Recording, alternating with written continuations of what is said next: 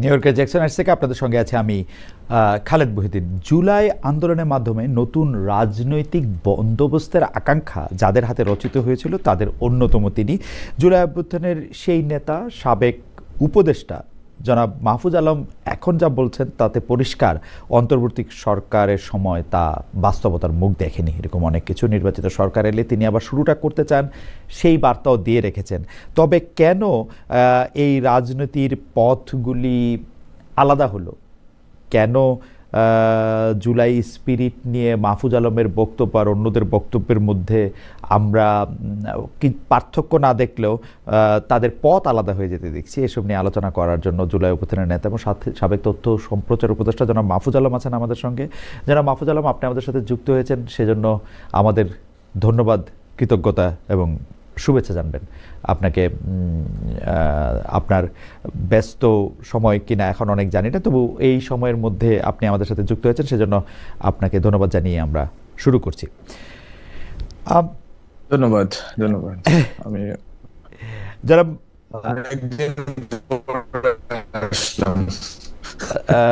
জনাব মাহফুজের বক্তব্যটা একটু মাফলড হয়ে আসছে, মানে এইটা কি আবার একটু পরিষ্কার হয়? জনাব মাহফুজ, একটু আপনি আবার একটু কথা বলবেন, মানে একটু, কারণ এতক্ষণ তো এটা ঠিকই ছিল, এখন কেন এরকম? হ্যাঁ, আমি শুনতে পাচ্ছি। এইবার ঠিক আছে, এইবার ঠিক আছে, মানে আপনার বলাটা একটু অস্পষ্ট ছিল। এইবার ঠিক আছে। আমি জনাব মাহফুজ আলম আপনাকে যেখান থেকে শুরু করতে চাই, কারণ আজকে আপনি অনুমতি দিলে আমরা বেশ কিছুক্ষণ আপনার সঙ্গে কথা বলতে চাই। যে জায়গা থেকে আসলে শুরু করতে চাই সেই শুরুটা হচ্ছে এরকম যে আপনি ঠিক কখন বুঝতে পারলেন যে এনসিপির সঙ্গে আপনি আর থাকতে পারবেন না, বা এনসিপির রাজনীতিটার সাথে আপনি আর একমত নন? এটা ভাইস ভার্সাও হতে পারে। এনসিপিও হয়তো বুঝতে পারে যে আপনাকে নিয়ে আর রাজনৈতিক পথে আগানো সম্ভব না বা রাজনীতি করা সম্ভব না। সেটা আপনি ঠিক কখন বুঝতে পারলেন? না, এরকম না বিষয়টা যে এনসিপি আমাকে নিয়ে রাজনীতি করতে চাচ্ছে না, বরং তারা এখনো চাচ্ছে যে আমি যাতে তাদের সাথে যুক্ত হই। বাট প্রথম যে কথাটা সেটা হচ্ছে, এনসিপি তো অবশ্যই গভর্নমেন্টে থাকাকালীন সময় আমরা নীতিগতভাবে অবশ্যই আমরা তরুণদের পক্ষে যে কোনো প্ল্যাটফর্মে হোক না কেন, সেটা এনসিপি হচ্ছে পলিটিক্যাল প্ল্যাটফর্মে, এছাড়া অনেকগুলো ভলান্টারি প্ল্যাটফর্মে এখনো অ্যাক্টিভ আছে বিভিন্ন মতাদর্শের। এরপরে রিসেন্টলি আরেকটি সংগঠন তৈরি হয়েছে। সো সবার সাথে আমি মনে করি যে আমরা যেহেতু জুলাইয়ে আমরা একসাথে লড়ছি, ফলে সবার সাথে আমাদের যোগাযোগ আছে, সম্পর্ক আছে, ওই কমরেডশিপ আছে। কিন্তু এনসিপির যে জামাতের সাথে যাওয়ার প্রশ্নটা, এটা আমি মনে করি যে আমরা যখন নামছি ঠিক গভর্নমেন্টে 10 ডিসেম্বর 11 ডিসেম্বর আমরা নেমে গেছি। তো এর আগে থেকেই এটা মনে হচ্ছিল যে আসলে এনসিপি হয়তো জামাতের দিকেই যাবে। তখন থেকেই বা এনসিপি জামাতের দিকে যাওয়ার একটা সম্ভাবনা তৈরি হয়েছে, কারণ হচ্ছে বিএনপি সাথে আলোচনা তারা যতটুকু এগোতে চাইছে ওইটা ফলপ্রসূ হয় নাই। ফলে তাদের জন্য অপশন ছিল দুইটা। একটা হচ্ছে আমার সাজেশন ছিল, ফর রেকর্ড আমার সাজেশন ছিল যে অভ্যুত্থানের পক্ষে যতগুলো মানে বিকল্প রাজনৈতিক শক্তি আছে, গণ অধিকার, এবি পার্টি, আপ বাংলাদেশ ইফ পসিবল, তারপর হচ্ছে আরো যারা আছে খণ্ডিতভাবে বিভিন্ন অঞ্চলে কাজ করে, তাদের সবাইকে এনে একটা কমন ভাবে একটা জায়গায় নিয়ে আসা। ওইটার জন্য আমি বারবার তাদের পরামর্শ দিচ্ছি এবং তাদেরকে বলার চেষ্টা করছি যে এটা যেহেতু বিএনপির সাথে যাওয়া হচ্ছে না, আমাদের সাথে যাওয়ার হচ্ছে এটা বেটার, যে একটা বিগ আমব্রেলা, জুলাই আমব্রেলা, ওটার নিচে সবাই আসবে এবং ওইটা একটা থার্ড অল্টারনেটিভ হিসাবে মানুষের সামনে থাকবে। তো ওইটা কার্যকর করা যায় নাই সার্বিকভাবে বিভিন্ন রকম জটিলতার কারণে। 3টা ত্রিদলীয় জোট হয়েছে, সেটা পরে দেখা গেল যে এই জোটটা বিস্তৃত হওয়ার কথা ছিল। জোটটা থেকে যারা রাজনৈতিক দলগুলো করছেন তাদের মার্জারের কথা ছিল, তারা একটা মঞ্চে চলে আসবেন। সেই স্বপ্ন আমাদের ছিল যে শেষ কয়েকদিন, কিন্তু ওইটাও যখন ব্যর্থ হইলো এবং নুরুল হক নূর ভাইরা আলোচনাটা যখন ফলপ্রসূ না হলো, তখন ওনারা তো চলে গেলেন বিএনপির সাথে জোটে, তো ওনারা অংশীদার হইলেন। এবং এখন তো বাস্তবতাটা এখন যেভাবে আছে ওই রকমই আছে। জনাব আলম, আমি তো ওইটা একটা বেটার অপশন ছিল। জনাব আলম, ওই আপনার কথা, অপশনটা জনাব আলম, আমি আপনাদের কথা থেকে একটু যদি আপনি পরিষ্কার করেন যে আপনি আসলে 10 তারিখ, আপনি ঠিকই বলছেন যে 10 ডিসেম্বর আপনারা ক্ষমতা থেকে সরলেন, মানে উপদেষ্টা পথে পদত্যাগ করলেন। 11 ডিসেম্বর বা 12 ডিসেম্বর হচ্ছে জনাব শহীদ ওসমান হাদিকে গুলি করা হলো রাজপথে। ওই সময়ের মধ্যে থেকে আবার একটা জামাত ইসলামের সাথে জোটের কথা বলা হলো। তো আপনি, আমি যদি একটু টাইমলাইন আপনি বুঝতে চেষ্টা করি, আপনার পরামর্শ সবাই চান, আমি যারা দেখি জুলাই আন্দোলনে যারা ছিলেন তারা আপনার সাথে পরামর্শ করেন, আপনাকে বুঝতে চান। তো সেই ক্ষেত্রে আপনি বিএনপির সাথে জোট হলে আপনি কি এনসিপির রাজনীতির সাথে থাকতেন?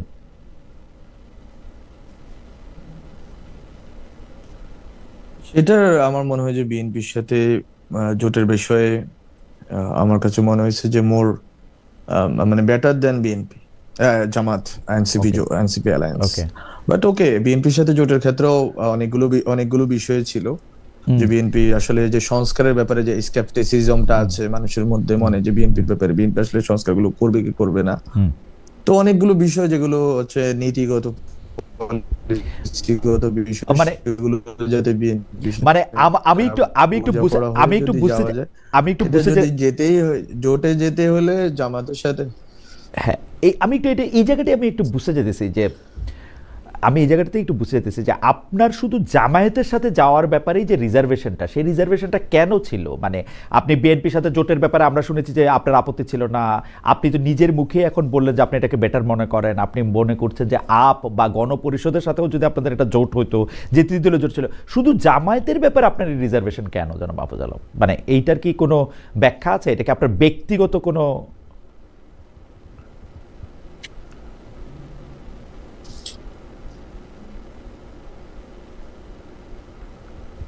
ব্যক্তিগত বিষয় না। হ্যাঁ, শুনতে পাচ্ছেন আমাকে? জি, পাচ্ছি পাচ্ছি। আচ্ছা, তো এটা আসলে ব্যক্তিগত বিষয় না। জামাতের সাথে যাওয়ার বিষয়টা আসলে জামাতের সাথে যাওয়া এবং জামাতের সাথে আন্দোলন করা, এটা যদি আমি যদি ব্যক্তিগত বিরোধী হইতাম তাহলে আমি অভ্যুত্থানের সময় জামাতের সাথে ওই সময় যোগাযোগ ছিল না। ওই সময় শিবিরে যারা দায়িত্বে আছেন তাদের সাথে যোগাযোগ ছিল, তাদের সাথে কথা বলে আমরা কোঅর্ডিনেট করে অভ্যুত্থানের কাজটা করতাম না। ফলে এটা ব্যক্তিগত বিষয় নয়, বরং এটা হচ্ছে যে রাজনৈতিক যে বাস্তবতা বাংলাদেশে এখন প্রবেশ করছে, সেখানে হচ্ছে এনসিপি কে মানুষ দেখতে চায় একটা থার্ড অপশন আকারে, যে বিএনপি জামাত অথবা পুরাতন যারা রাজনৈতিক দল আছে এর বাইরে একটা অপশন থাকবে। এখন অপশন যদি থাকে তাহলে জামাতের চেয়ে কেন BNP better option? BNP better option এই জন্য যে বিএনপি অনেক ক্ষেত্রেই বেটার অপশন না হওয়ার একটা কথা তো এনসিপির লোকরা বারবার বলার চেষ্টা করছে। কিন্তু একটা জিনিস হচ্ছে যে আদর্শিকভাবে জামাতের যেই এন্ট্রেন্সমেন্ট এবং যে ধরনের মানে এক ধরনের সুযোগ আছে যে মানে আদর্শিকভাবে ইনফিলট্রেট করার, সেই সুযোগ বিএনপির নেই। ফলে আপনি যেই অভ্যুত্থানে যে শক্তি, যে এনসিপি, ওইটাকে যদি আপনি দেখেন যে একটা জামাতের সাথে জোটটা বলার চেষ্টা করা হচ্ছে আদর্শিক জোট না, কিন্তু জামাতের সাথে জোটটা আদর্শিক না হইলেও জামাতের সাথে যখন এটা সার্বিকভাবে যখন আপনি দেখবেন, তখন দেখবেন যে জামাতের সাথে জোটটা আদর্শিক দিকে রূপান্তরিত হওয়া শুরু করবে। কারণ জামাতের ওই আদর্শিক শক্তিটা আছে, সেটা ভালো খারাপ সেটা তর্ক আমরা করতে পারি, সেটার ক্রিটিক আমরা করতে পারি, কিন্তু জামাতের আদর্শিক শক্তি আছে যে তার সাথে যারা জোটে যাবে তাদেরকে তাদের মধ্যে প্রবেশ করা, তাদের মধ্যে কাজ করা, তাদের যেই দাওয়াতি কাজ বলে, এর মাধ্যমে মানে এক ধরনের মানে এই নতুন যে তরুণ যে শক্তি আছে এই শক্তিকে প্রভাবিত করার মতো আদর্শিক শক্তি জামাতের আছে। ফলে এখানে জোটটা বিএনপির সাথে জোটটা হচ্ছে জোট মানে অ্যালায়েন্স ফর কনভিনিয়েন্স। হ্যাঁ, ঠিক আছে, আমরা আছি, আমরা যেহেতু এখন আলাদাভাবে দাঁড়াতে পারতেছি না, আমরা যাচ্ছি। হ্যাঁ, কিন্তু জামাতের সাথে জোটটা মোর যেটা দেখাও হবে সেটা হচ্ছে আদর্শিক ভাবে, ওকে, এবং যেটা মাঠে যাবো সেটাও আদর্শিক ভাবে হবে। মানে এইটা নিজেদেরকে বিলোপ করে দেওয়ার একটা, মানে এনসিপি বিলুপ্ত হয়ে যাওয়ার, মানে জামাতের মধ্যে, জামাত যেহেতু ইনফিল্ট্রেশন শব্দটা আপনি ব্যবহার করতেছেন, তার মানে জামায়াতের ক্ষেত্রে জামায়াতের সঙ্গে গেলে আসলে এনসিপির আলাদা চরিত্র, আলাদা পরিচয় বজায় রাখা মুশকিল হবে বলে আপনি মনে করতেছেন বা মনে করছিলেন? হ্যাঁ, এটা আমি মনে করছি এবং এখনো মনে করি যে জামাতের এই শক্তি আছে।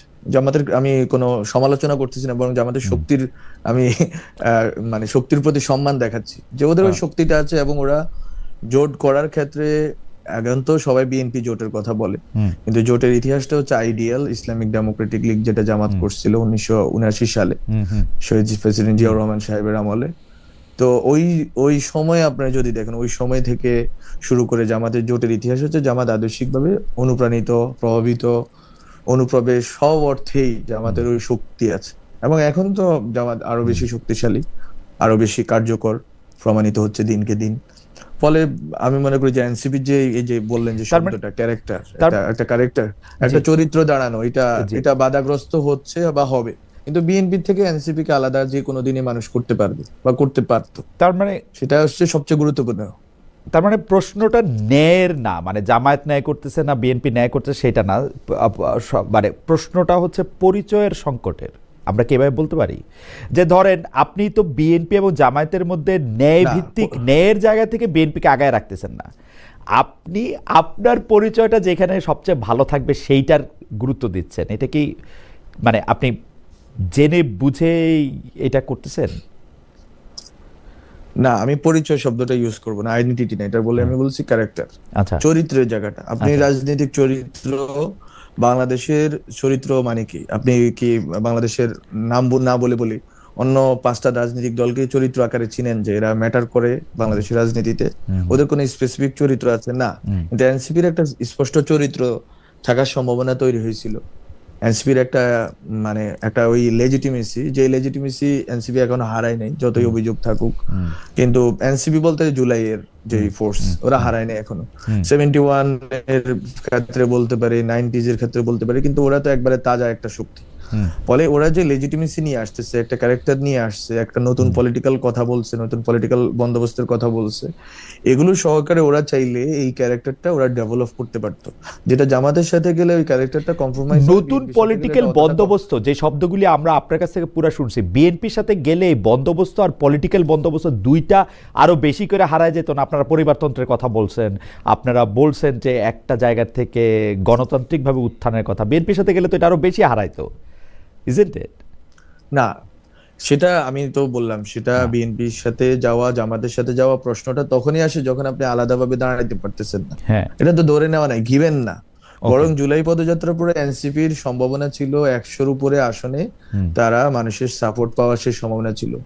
মানুষ এক সময় তো মানুষ ভাবছে যে বিএনপি জামাতকে ছাত্ররা আবার ক্ষমতায় আসতেছে, সো ওই যে ওখান থেকে যে মানে একবারে গড়িয়ে গড়িয়ে আজকে এই পর্যন্ত আসা, সেই আমি তো বললাম এই পুরা যাত্রাটা এখানে বাধ্য হয়ে যখন আপনি বিএনপি জামাতে যাচ্ছেন, আমি বলছি ওখানে আপনি দেখবেন কি, আপনি দীর্ঘমেয়াদে যদি রাজনীতি করেন আপনি দেখবেন আপনার চরিত্রটা বজায় থাকতেছে কিনা, আপনি যে ভীষণের কথা বলতেছেন ওটা বজায় থাকতেছে কিনা।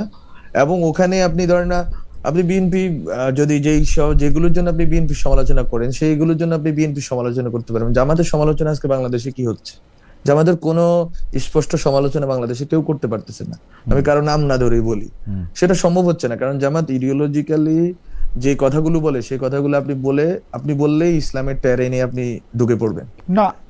এটার আরেকটা কারণ আছে, এটা সমালোচনা না করার আরেকটা কারণ আছে, জামায়াত তো কখনো ক্ষমতায় আসে নাই, জামায়াতরে তো আমরা কোনো কিছুর জন্য দায়ী করতে পারতেছি না। আওয়ামী লীগকে আমরা 15 বছরের জন্য দায়ী করতে পারতেছি সরাসরি, কারণ আমরা একদম নম্বর ধরে ধরে আমরা বলে দিতে পারবো আওয়ামী লীগ এটা করছে, এটা করছে, এটা করছে, এটা করছে, এটা করছে।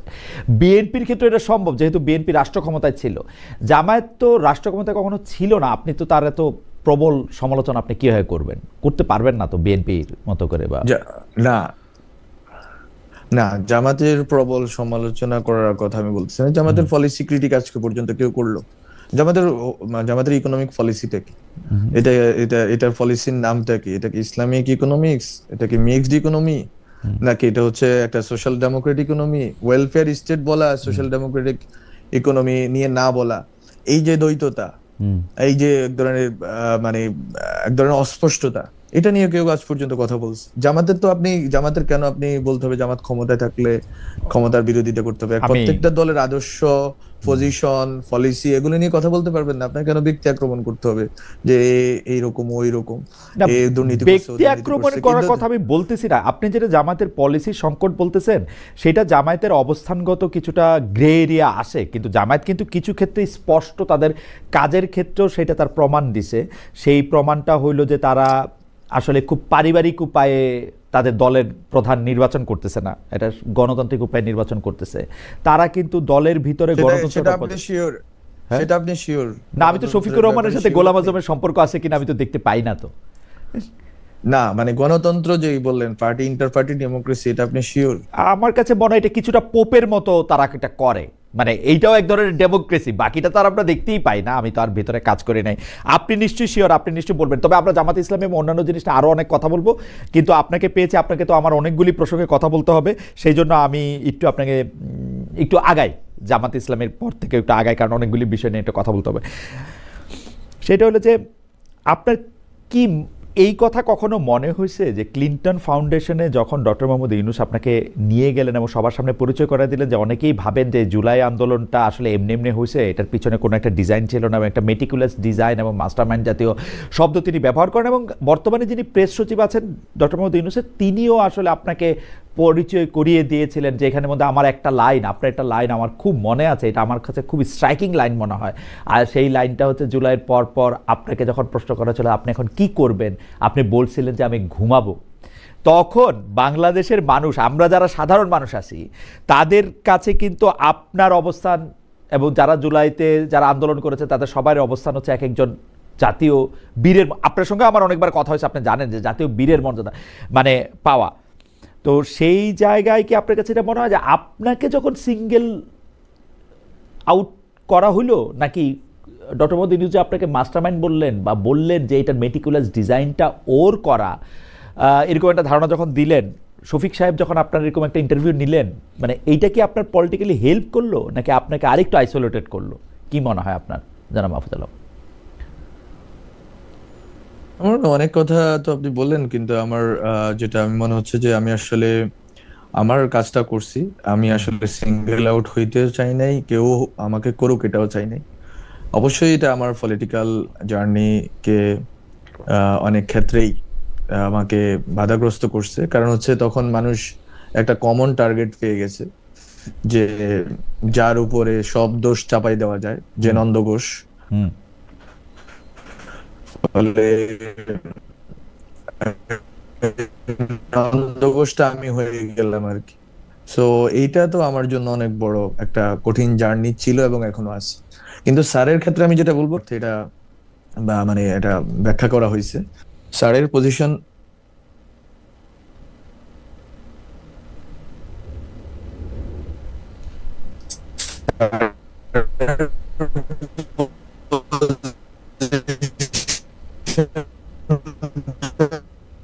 খুবই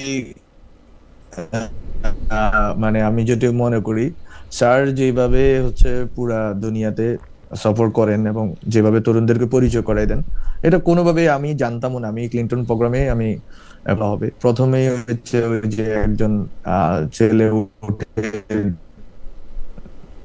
চলে গেল, সে তো একটা একটা জায়গাতে এই যে ডাক পাবো এটাও আমি জানতাম না। এবং আমি কথাগুলো বলতেছেন, পুরো বর্ণনাটা দিচ্ছেন, তখন এই কথাটা বললেন। এবং স্যার যেভাবে গত তার জীবদ্দশায় আপনারা জানেন উনি তরুণদেরকে সামনে নিয়ে আসতে চান, উপস্থাপন করা হয়েছে যে okay he is the only one, এবং সেই একমাত্র সবকিছু করে ফেলছে। That was not me actually. স্যারের আগের পরে বক্তৃতাও দেখতে পারেন, স্যার তো এলিভেট করতে চায় যে কাউরে, কিন্তু এই এলিভেশনটা মানে একটা গ্লোবাল প্ল্যাটফর্মে এলিভেশন আর বাংলাদেশের রাজনৈতিক যে অনেকগুলো কমপ্লেক্সিটির মধ্যে, সেটা অবশ্যই এটা অন্য একটা ভিন্ন মিনিং দাঁড়ানো হয়েছে এবং আমাকে তো এটা ভুগতে হয়েছে অবশ্যই। মাহফুজ আলম, এখনো ওনার সরকারি বাসায় আছেন, সরকারি বাসভবনে। এই সরকারি বাসভবনগুলি একটু পুরনো হওয়ার কারণে এটার যে রিসিপশন, সেই রিসিপশনটা একটু খারাপ। আমরা দর্শকদের কাছ থেকে একটু ক্ষমা চেয়ে নিচ্ছি। আমরা আশা করব যে রিসিপশনটা একটু ভালো হবে। আবির ভাই, আমি একটু আপনাকে একটু চেষ্টা করতে বলি যে এটা যাতে একটু রিসিপশনটা ভালো হয়। মাহফুজ সাহেবের কাছে আমার একটা প্রশ্ন আছে। সেই প্রশ্নটা করার আগে আমাদের একজন দর্শকের মতামত আমি একটু পড়তে চাই।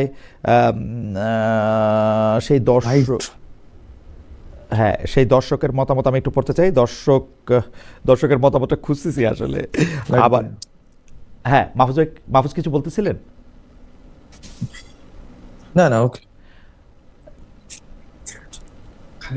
না, এই এত লোকেশন চেঞ্জ করলে আরেকটা হইলে সেটা আগে করা উচিত ছিল আবির ভাই। তো অনুষ্ঠানের মাঝখানে এটা লোকেশন চেঞ্জ করতে হবে না, এটা মধ্যে তা রাখেন। You have to do it like যখন এটা শুরু হয় না তখন। আমি যেটা দেবাশিস দাস উনি বলতেছেন যে খালেদ সাহেব, আগে কিন্তু আপনাকে সম্মান করতাম, এখন ইচ্ছা হয় না সম্মান করতে। যাই হোক, আমি জানি না মানে জামায়াতের উনি উনি উনি উনি উনি কি প্রসঙ্গে এটা বললেন।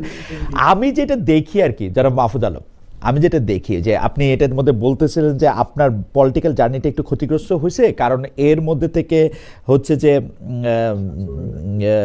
পলিটিক্যাল জার্নিটা ক্ষতিগ্রস্ত হয়েছে কারণ যে কোনো ব্যর্থতা, এটা সরকারের ব্যর্থতা হোক, এনসিপির ব্যর্থতা হোক, সাধারণ একটা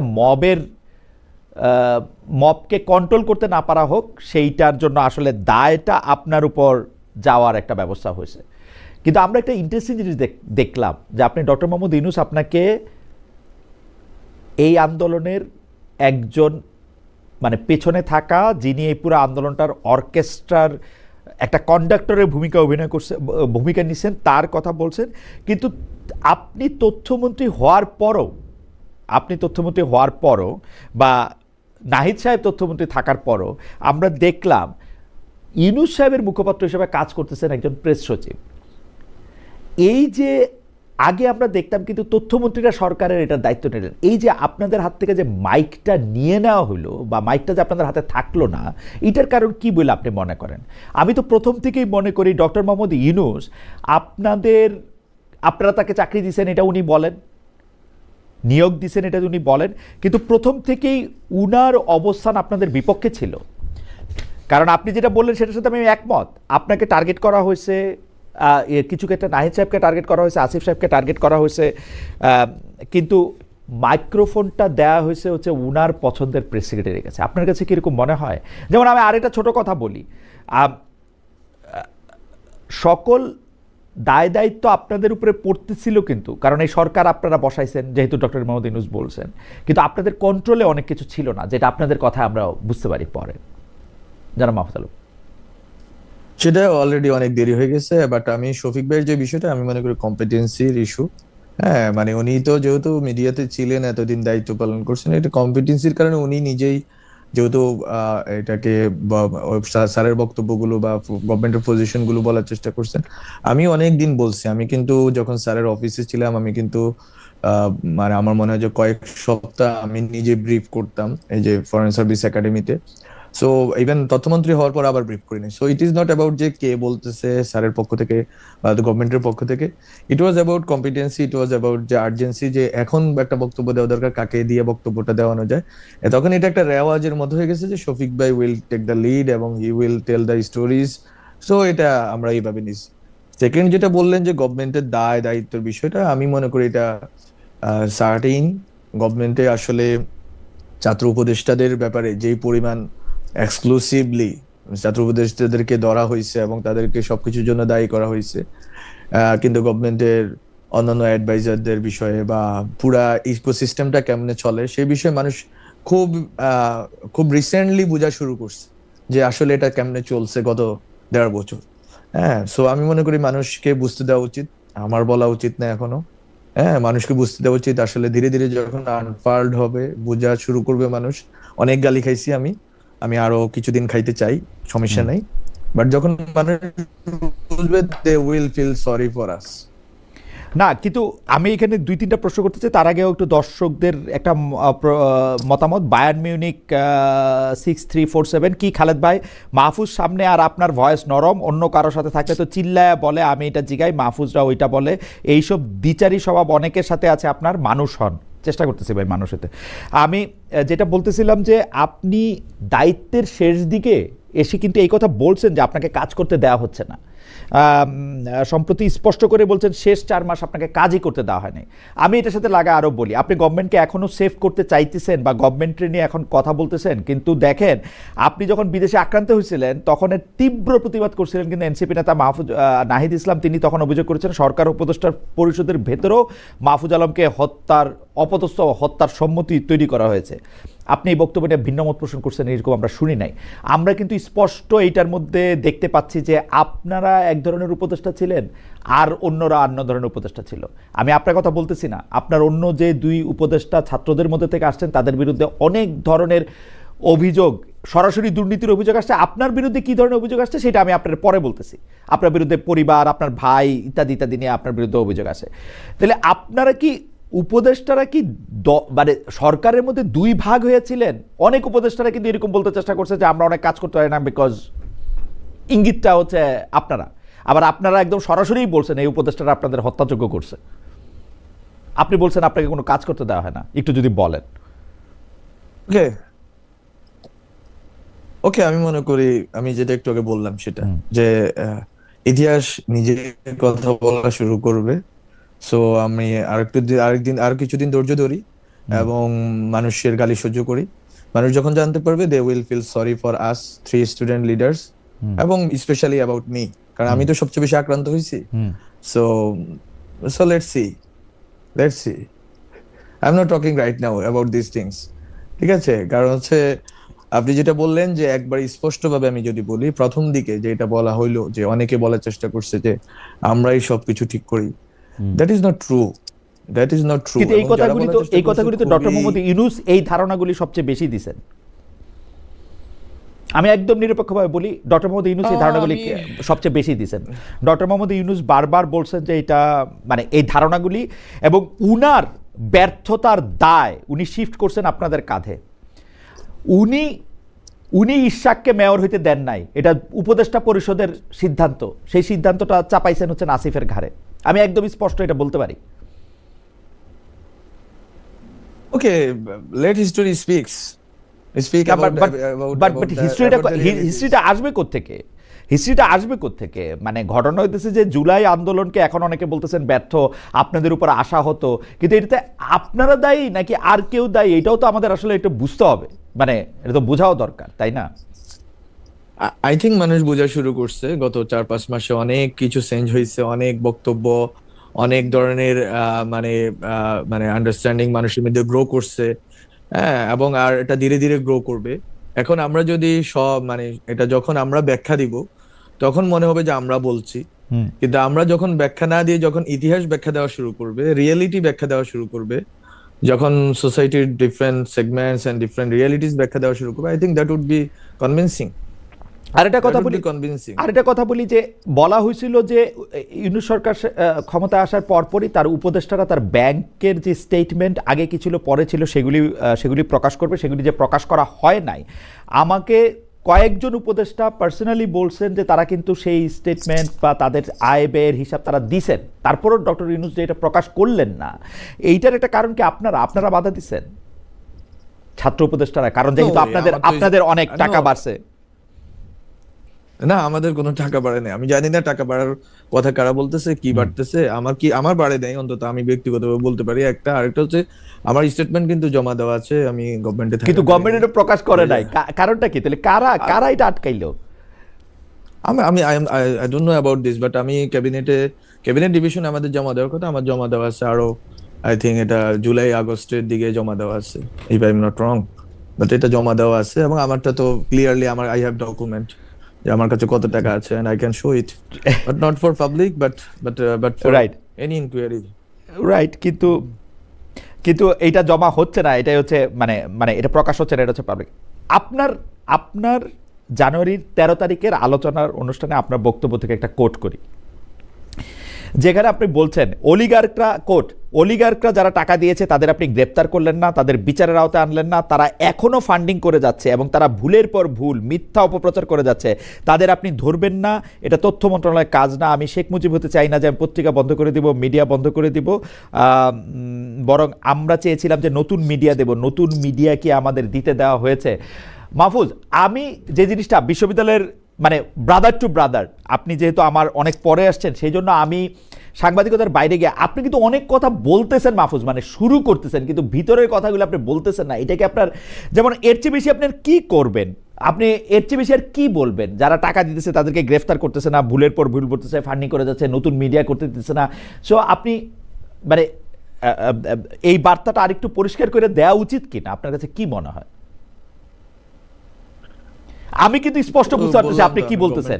এটা কি সাধারণ লোকজনও বুঝতে পারতেছে এই কথা? আমি তো বললাম লেট হিস্টোরি স্পিক। আমি একটু বলি, সেটা হচ্ছে আমি আজ এই তৃতীয়বারের মতো কথা বলতেছি গভর্নমেন্ট থেকে নামার পরে। এই যে this is my third time যে আমি কথা বলতেছি। সো ইউ ক্যান সেন্স আমি হচ্ছে ডিসেম্বরের 10 তারিখে নামছি, 11 তারিখে, এবং আজকে হচ্ছে জানুয়ারির 22। আমি মাত্র তিনটা পাবলিক স্টেটমেন্ট মেক করছি। এখন this is the third time I am making one, so another one. So basically আমি তো বললাম ইতিহাস, বাস্তবতা এবং মানুষের অনুসন্ধিৎসা সবকিছুই এটা নিয়ে আসবে সামনে। আমি বরং মাহফুজের কথাগুলি একটু অস্পষ্ট শোনা যাচ্ছে। মাহফুজ যেগুলি বলতেছেন বা বলছেন, আমি মাহফুজ আবার কোট করি। মাহফুজ বলতেছেন আমাদেরও তো এই বাংলাদেশে থাকতে হবে। Mahfuz, correct me if I am রং, আমি মাহফুজকে কোট করতেছি, কোট, আমাকেও তো এই বাংলাদেশে থাকতে হবে, আমাকেও তো এইখানে এই এত শত্রু পরিবেষ্টিত, এত কম্প্রোমাইজিং এলিমেন্টের সামনে কোনো সাহসী ভূমিকা রাখা কঠিন। আমি যতটুকু সাহস দেখাতে যাব ততটুকুই বলা হবে যে উনি ব্যর্থ। এজন্যই কারণ হচ্ছে এখানে যদি রাষ্ট্রের আরও অন্যান্য অঙ্গ আমাকে সাপোর্ট না দেয়, যদি দালালি করার অভিযোগে যাকে গ্রেপ্তার করা হচ্ছে সে যদি হাইকোর্টে দাঁড়িয়ে আবার দালালি করার সুযোগ পায়, এটা তো আমার দায় না। আমার মনে হয় যে আপনি এক একটা বক্তব্যে অনেকগুলি পক্ষের দিকে আসলে আপনি আঙ্গুল তুলছেন। এখন আপনি বলতেছেন যে হিস্ট্রি নিশ্চয়ই নির্ধারণ করে দিবে যে কার কোনটা কখন কিভাবে রোল ছিল। আমি আবারও আপনি যখন কাজে ছিলেন, মানে উপদেষ্টা পদে ছিলেন, সেই প্রসঙ্গে আরেকটা প্রসঙ্গে আসি যে অন্তর্বর্তী সরকার গণমাধ্যম সংস্কার কমিশন করে বিশাল সুপারিশ গ্রহণ করলো, তার কিছুই বাস্তবায়ন করেনি। এটা গণমাধ্যম সংস্কার কমিশনের প্রধান কামাল আহমেদও বলছেন। তিনি সবশেষ বলছেন কমিশনের সুপারিশের পর যত সাংবাদিক লাঞ্ছনার শিকার হয়েছেন তার সম্পূর্ণ দায় সরকারের। তিনি আরও বলছেন গণমাধ্যমের উপর মবের ভয়, স্বাধীন সাংবাদিকতা এখনকার সংকট। এই যে গণমাধ্যম সংস্কার প্রস্তাব নিয়ে কোনো কাজ হলো না, এই সরকারের সময় মিডিয়া হাউসে মবের ভয় তৈরি হলো, এই সরকারের বেশিরভাগ সময়ের তথ্যমন্ত্রী হিসাবে থাকা আপনি এর কতটা দায় নেবেন বা আপনি এটা নিয়ে কি বলবেন? খুবই স্পষ্ট আমার হচ্ছে যে এটা হচ্ছে মিথ্যা তথ্য। আমি বারবার কারেকশনের জন্য বর্তমান যিনি সচিব আছেন, উপদেষ্টা আছেন, ওনাকে পাঠিয়েছি। মোট 12টা ফর পাবলিক স্টেটমেন্ট। এটাতে হিস্ট্রির দিকে যাওয়ার দরকার নেই, এটা একবারে স্পেসিফিক ডকুমেন্ট আই হ্যাভ। সেটা হচ্ছে মোট 12টা আপনার আশু করণীয় সংস্কারগুলোতে হচ্ছে স্বল্পমেয়াদী, মধ্যমেয়াদী এবং দীর্ঘমেয়াদী, এই তিনটা ভাগে ভাগ করা হয়েছে। ক্যাবিনেট ডিভিশনকে দায়িত্ব দেওয়া হয়েছে, ক্যাবিনেট ডিভিশন এটা সমন্বয় করবে। সমন্বয়ের ক্ষেত্রে আমার মন্ত্রণালয়ে 12টা সংস্কার প্রস্তাবনা আছে আশু করণীয়। সেটা পছন্দ না হইতে পারে কারো যে এগুলো কি করা উচিত কিনা, বাট এটাই বাস্তবতা যে আমি এগুলোই করতে পারবো 6 মাসে। আমার সরকার 5 বছর থাকবে না, আমার সরকার 6 মাস 7 মাসের সরকার। সো আমি যদি এগুলো করতে পারি 12টার মধ্যে আমি আমার জানা মতে আমার কাছে যে ডকুমেন্ট আছে ওই ডকুমেন্টে আমি 7টা সম্পন্ন করে দিয়ে আসছি। 7টা 12টার মধ্যে, মানে 12টা আমার করণীয় ছিল, এর মধ্যে 7টা করে দিয়ে আসছি। আর বাকিগুলোর জন্য সবগুলো পেপার প্রসেস আমি করে দিয়ে আসছি সবগুলোর জন্য। এবং আমি আপনি তো নিজেই বলতেছেন যে 4 মাস আপনাকে কাজই করতে দেওয়া হয় নাই, কারণ কামাল আহমেদ সাহেবের না আমি একটু বলি, 4 মাস যে কাজ করতে দেওয়া হয় নাই। দেখেন, সাংবাদিকতা সুরক্ষা আইন যেটার কথা কামাল ভাই বলার চেষ্টা করতেছেন, আমি আরেকটা মানে একটা বক্তব্য কারেক্ট করে দিই। সেটা হচ্ছে আমার আমলে, মানে আমি যে সময় ছিলাম ফেব্রুয়ারি 28 টু ডিসেম্বর 11, এই সময়ের মধ্যে কোনো মিডিয়া হাউসে মব হয়েছে এটা আমাকে দেখান। Not a single one. If I am not wrong. Not a single one. And the first one to call, not the advisors, if I am not wrong, not the advisors, first one to call Mahfuz Mahfuz Anam, Motiur Rahman and others যারা আক্রান্ত হয়েছেন তাদের, that was me, the person who went to Daily Star thrice. তখন আপনি তিনবার গেছি daily স্টারে ঢোকার। তখন তার আপনি উপদেষ্টা না, আমি দায়িত্বে, তখন আপনি দায়িত্বে ছিলেন না।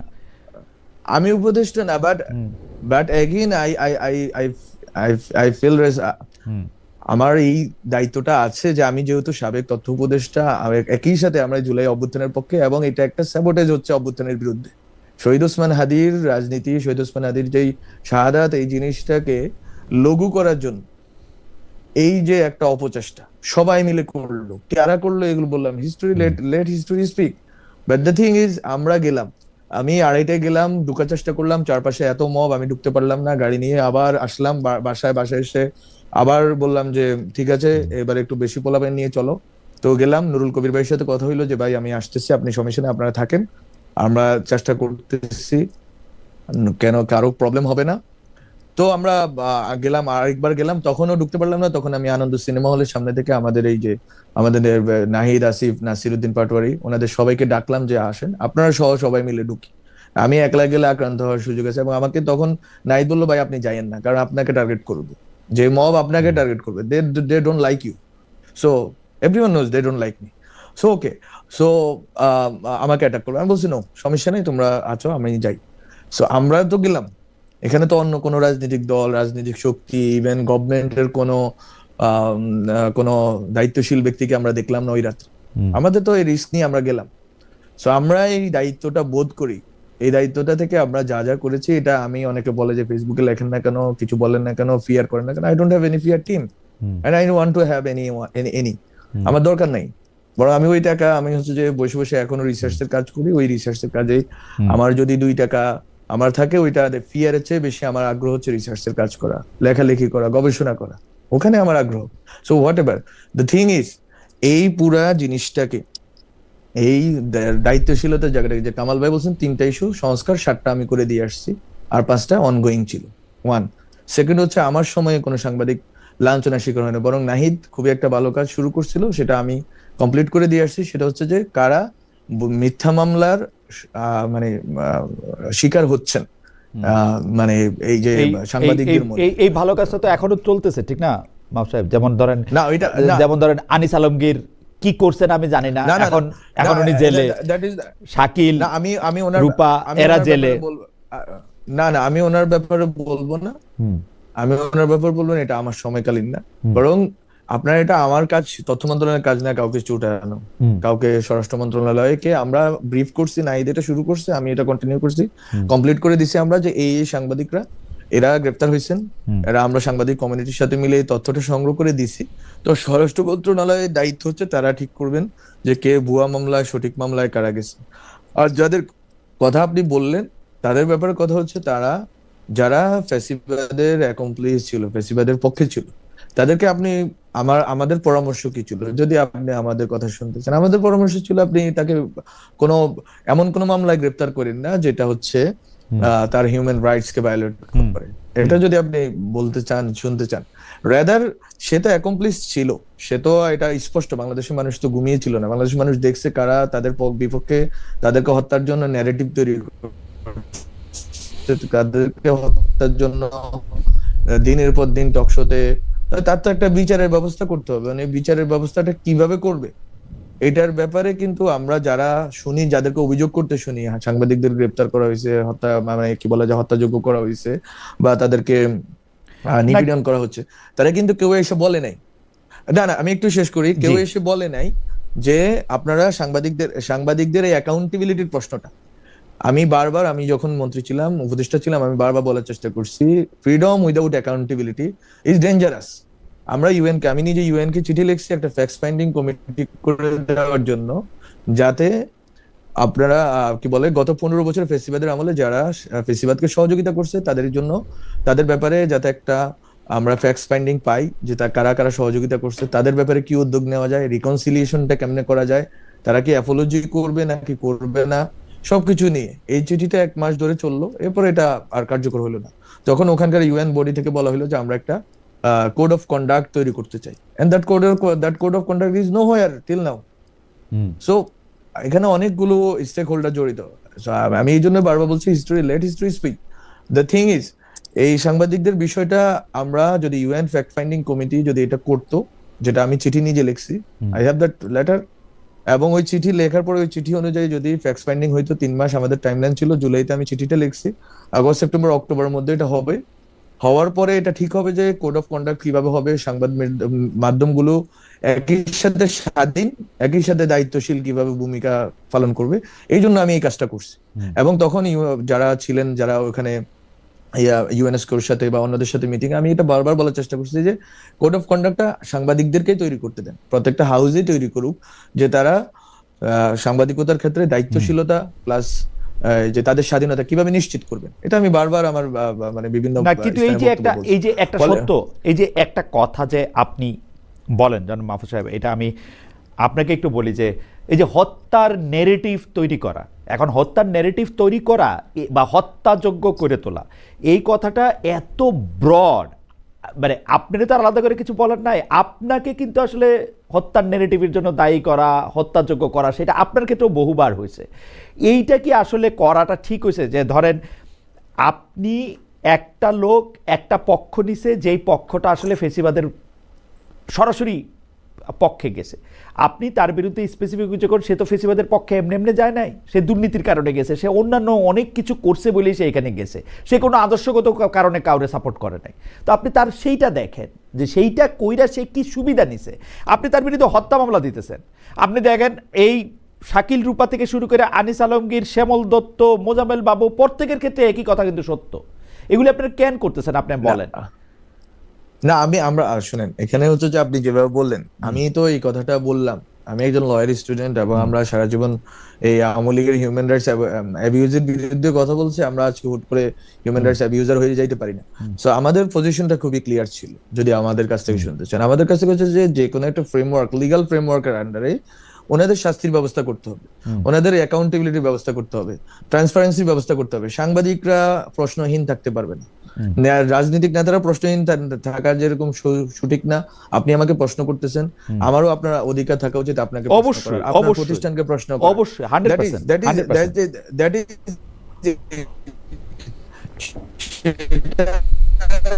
সেটা গত 1.5 বছরে সম্ভব হয় নাই, কেননা আমরা বারবার চেষ্টা করা সত্ত্বেও।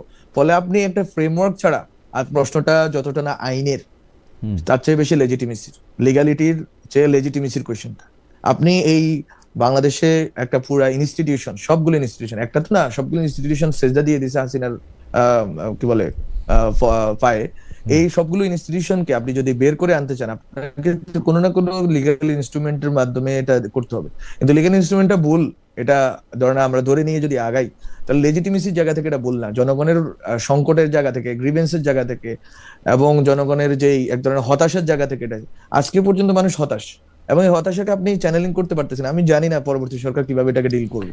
This is huge. I have dealt with many movements like hundreds.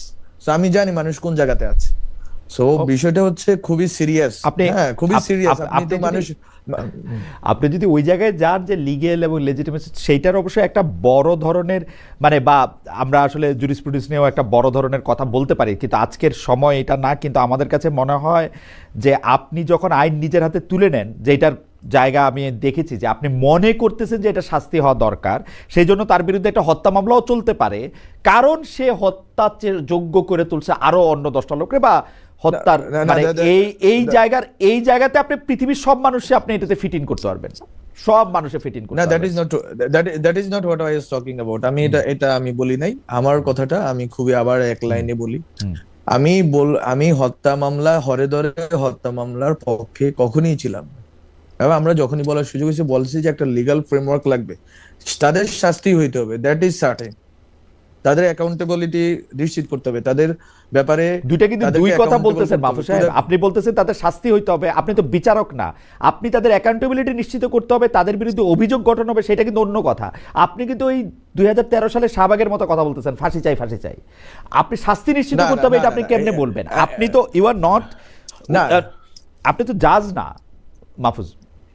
শুনেন খালেদ ভাই, আপনি আমি as far as I know you were in service. So আপনি এই শাস্তি নিশ্চিত করা, শাস্তির দাবি করা আর শাস্তি দেওয়া দুইটা যে আলাদা জিনিস আপনি জানেন। Right. আমি যে কোনো মানুষেরই শাস্তি দাবি করতে পারি, এটার জন্য আমি শাহবাগের পক্ষের হয়ে ওঠে না, Right. শাহবাগ ফাঁসি চাইছি। সো দ্যাট ইজ টু মানে ডিফারেন্ট। আপনি হুট করে এখন বাংলাদেশে যেটা হয় আর কি, জেনারেলাইজেশনটা শাহবাগ শাপলা, হুট করে আমরা সবাই শাহবাগ শাপলার ভিতরে ঢুকে পড়ি। এটার ভিতরে বাইরে থেকে বের হওয়ার জন্য তো চেষ্টা করলাম, কিন্তু পারলাম না। বিষয়টা হচ্ছে কি, বিষয়টা হচ্ছে শাস্তি চাওয়াটা কোনো অপরাধ না। শাস্তি আপনি চাইতেই পারেন, কিন্তু শাস্তি দেওয়াটা যদি আপনি অবৈধভাবে, অন্যায্যভাবে, আনজাস্টিফাইড ওয়েতে কাউকে শাস্তি দেন, তাহলে আপনি বলতে পারেন। এখন মাহফুজ আলম একজনের শাস্তি চাচ্ছে, যদি বলি ধরলাম যে একটা উইদাউট এনি প্রুফ, এটা কি অপরাধ? না, আমি এটা কি মনে আপনি করি যে শাস্তি চাওয়ার অধিকার আপনারও আছে, আমারও আছে। কারণ আমি মনে করি গত 15 বছরে শেখ হাসিনার ফেসিস্ট হয়ে ওঠার পিছনে যে শক্তিগুলি সবচেয়ে বেশি কাজ করছে, গণমাধ্যম তার মধ্যে অন্যতম। আমি মনে করি বিচারকরা তার সাথে সাহায্য করেছে, গণমাধ্যম সাহায্য করেছে, বিশ্ববিদ্যালয় সাহায্য করেছে। আমি মনে করি যে এগুলি অন্যতম। কিন্তু আপনি যখন তার বিরুদ্ধে অভিযোগ গঠন করবেন, তার মধ্যে একটা মিথ্যা অভিযোগ গঠন করবেন কিনা, সেইটা হচ্ছে আমার কথা। কারণ তার বিরুদ্ধে হত্যার অভিযোগ, মিথ্যা অভিযোগের পক্ষে, স্পেসিফিক হত্যার অভিযোগ আনা হয়েছে সাংবাদিকদের বিরুদ্ধে। না, মিথ্যা অভিযোগের পক্ষে আমি না। 18 মাস ধরে কারাগারে। যদি আমি স্পষ্টভাবে বলি, মিথ্যা অভিযোগের পক্ষে আমি না। ওকে, বরং আমি চাই যে আপনার পক্ষে তাকে হেল্প করতেছে না, কারণ ডক্টর মোহাম্মদ ইউনূস মিথ্যা অভিযোগের পক্ষে, ডক্টর মোহাম্মদ ইউনূস পক্ষে, তার আইন উপদেষ্টা আসিফ নজরুল পক্ষে, তারা পক্ষে। সেই জন্য তারা এটা থেকে সরাইতেছে না। আমি তাদের বারবার বলছি, তাদের জিজ্ঞেস করছি, তাদের জানতে চাইছি যে আপনি তাদের বিরুদ্ধে হত্যা মামলা দিতেছেন কেন? স্পেসিফিক অভিযোগ আছে তো তাদের বিরুদ্ধে। আপনি যাদের বিরুদ্ধে, প্রত্যেকের বিরুদ্ধে অভিযোগ আছে, কিন্তু দেওয়া হয়েছে হত্যা মামলা। এবং বলে কি জানেন, বলে যে আমরা দেই নাই, দিছে অন্য কেউ। না, এখানে হচ্ছে যে আমি তো বললাম, একটা অভ্যুত্থান পরবর্তী অবস্থায় আপনি যখন পুরো দেশটা ভেঙে পড়তেছে, প্রত্যেকটা প্রতিষ্ঠান ভেঙে পড়তেছে, তখন অনেকগুলো ব্যবস্থা নেওয়া হয়েছে। আপনি ধরেন আপনি আজকে একজন অপরাধীকে ধরবেন, এখন এটা তো হচ্ছে লিগাল। আপনি যতটা না গভর্নমেন্টকে দায়ী করতেছেন, তার চেয়ে আমি যদি বলি, এটা অ্যাবস্ট্রাক্ট শোনাবে, বাট দিস ইজ ট্রু, আমি লয়ার স্টুডেন্ট হিসেবে বলি, তার চেয়ে বেশি হচ্ছে আমাদের লিগাল প্রসিডিউরের প্রবলেম। আপনি প্রসিডিউরালি আপনি কখনোই মোজাম্মেল বাবুকে গ্রেফতার করতে পারবেন না, আজকে চাইলে এখন গ্রেফতার করতে পারবেন না। কিন্তু আপনি যদি হত্যা মামলা দিয়ে দেন, আপনি তাকে এখনই তুলে আনতে পারবেন। সো দিস ইজ হোয়াই এই যে কলোনিয়াল লিগাল সিস্টেম, এটার তো ক্রাইসিস, এটা যে আপনি একটা ফেয়ার লিগাল সিস্টেম আপনার নাই এখনো। এবং আমরা তো অনেকগুলো সংস্কার করছি, আসিফ স্যার চেষ্টা করছে, অনেকগুলো করার চেষ্টা হয়েছে, করা গেছে, কিন্তু এরপরেও তো একটা ফেয়ার লিগাল সিস্টেম নাই। আমি আজকে খালেদ মহিউদ্দিন, সে হাসিনাকে সাপোর্ট দিছে, এটা যদি আমি আজকে বলি, এবং এটা যদি আমি কালকে ঢাকা শহরে কেউ দাঁড়ায় বললো যে খালেদ মহিউদ্দিনের আমি ফাঁসি চাই বা শাস্তি চাই, সেটা ঠিক আছে, সেটার দাবির ব্যাপারে কথা বলতে পারে। কিন্তু যদি স্পষ্টভাবে যারা, এটা ছিল, আমি তো বললাম এটা পাবলিক গ্রিভেন্স, এই পাবলিক গ্রিভেন্সটাকে চ্যানেলাইজ করে লিগাল ফ্রেমওয়ার্কের অধীনে এটাকে আপনি যে বাস্তবায়ন করবেন এবং তাকে শাস্তির আওতায়, যে কোনো কারণে দুর্নীতি হোক, ট্রান্সপারেন্সি, আরো 10টা ইস্যুতে তাকে আনবেন, সেই সুযোগটা কি বাংলাদেশের লিগাল সিস্টেমে আছে? বরং এই সিস্টেমটা, আমি বললাম এটা অ্যাবস্ট্রাক্ট শোনাচ্ছে, but again this is the crisis of legal system. আমি আপনাকে স্পষ্ট বুঝতে পারতেছি এবং আমি আপনার সাথে সম্পূর্ণ একমত। কিন্তু আমার দুঃখটা কি জানেন মাহফুজ? আমার দুঃখটা হচ্ছে গত 15 বছর ধরে আমরা শেখ হাসিনার অ্যাবসলিউট এই জায়গাটা, মানে উনার পলিটিক্যাল গ্রিভান্স, উনার এটা পছন্দ হইতেছে না, এটা করার জন্য উনি যেভাবে কলোনিয়াল লিগেল সিস্টেমের কথা বলে, যেভাবে তিনি লিগেল সিস্টেমের হাত মুচড়ে ধরে মানুষের মানবাধিকার ধ্বংস করছেন, এইটা ছোটদের বা ছোট করে তাই করা হইতেছে এই সরকারের আমলে। এটা হচ্ছে আমার আফসোস। আমি এই কথা আমি বলেই যাব, এই আফসোস আমার থাকবে।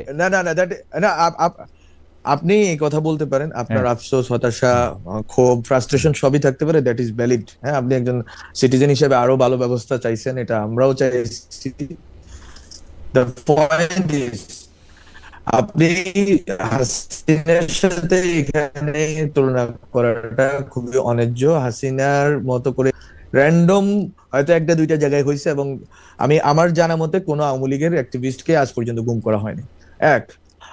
আপনি হাসিনার যে এক্সট্রা জুডিশিয়াল কিলিং এর জায়গাতে যদি আপনি বলেন যে মানে আওয়ামী লীগের কয়টা লোককে এক্সট্রা জুডিশিয়াল কিলিং এর শিকার হইতে হয়েছে, আপনি এই যে পয়েন্টগুলো বলতেছেন, হাসিনার সাথে এটা কোনোভাবে তুলনীয় না। বরং আমি বলি যে এই সরকারের এই আগ্রহটা ছিল যে আপনি লিগাল সিস্টেমে একটা রূপান্তর ঘটাবেন।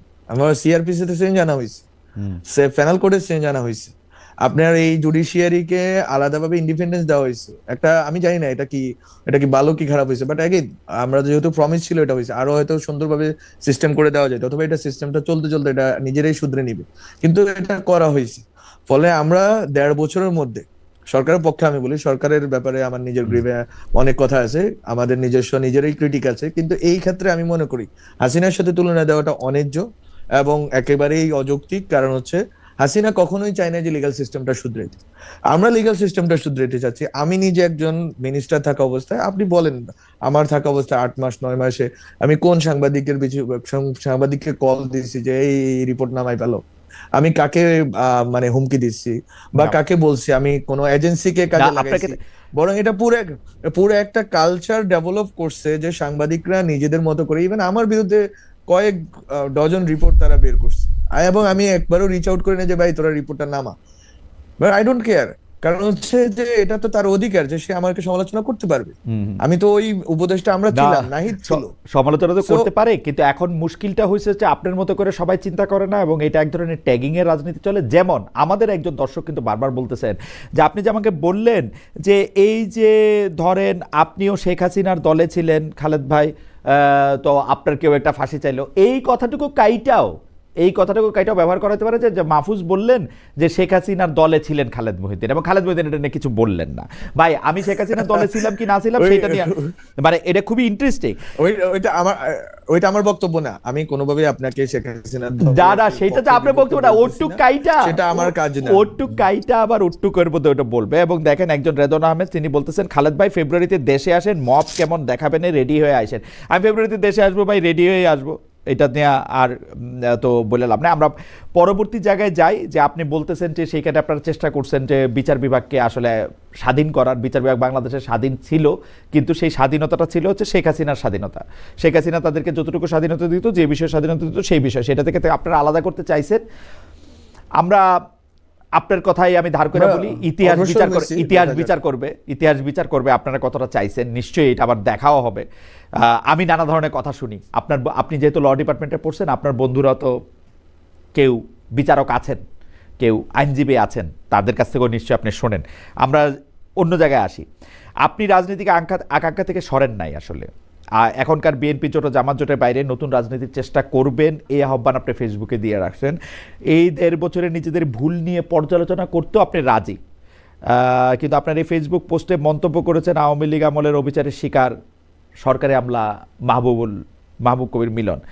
তাকে কোট করি, তিনি জানতে চেয়েছেন কি করেছেন গত 1.5 বছরে, কি করতে চেয়েছিলেন পারেননি, কেন পারেননি, কাদের জন্য পারেননি, সেগুলোর তালিকা আগের দিন। আপনি মোটামুটিভাবে একই ধরনের কথা বলছেন, কিন্তু তালিকাটা কি আপনি দিবেন যে কাদের জন্য আসলে পারেন নাই? আপনি কি এটার 1 2 3 4 5 করবেন?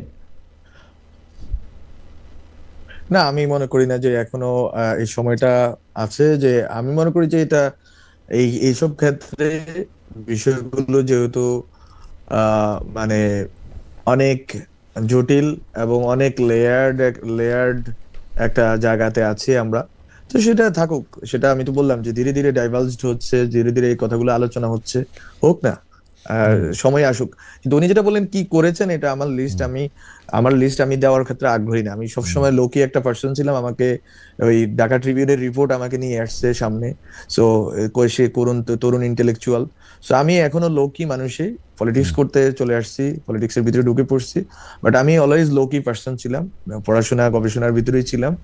সো আমার ওই ফিয়ার নিয়ে আগ্রহ নেই যে আমি কি করছি এটা প্রচার নিয়ে আমি কোনো প্রচার সিস্টেম আমার নাই।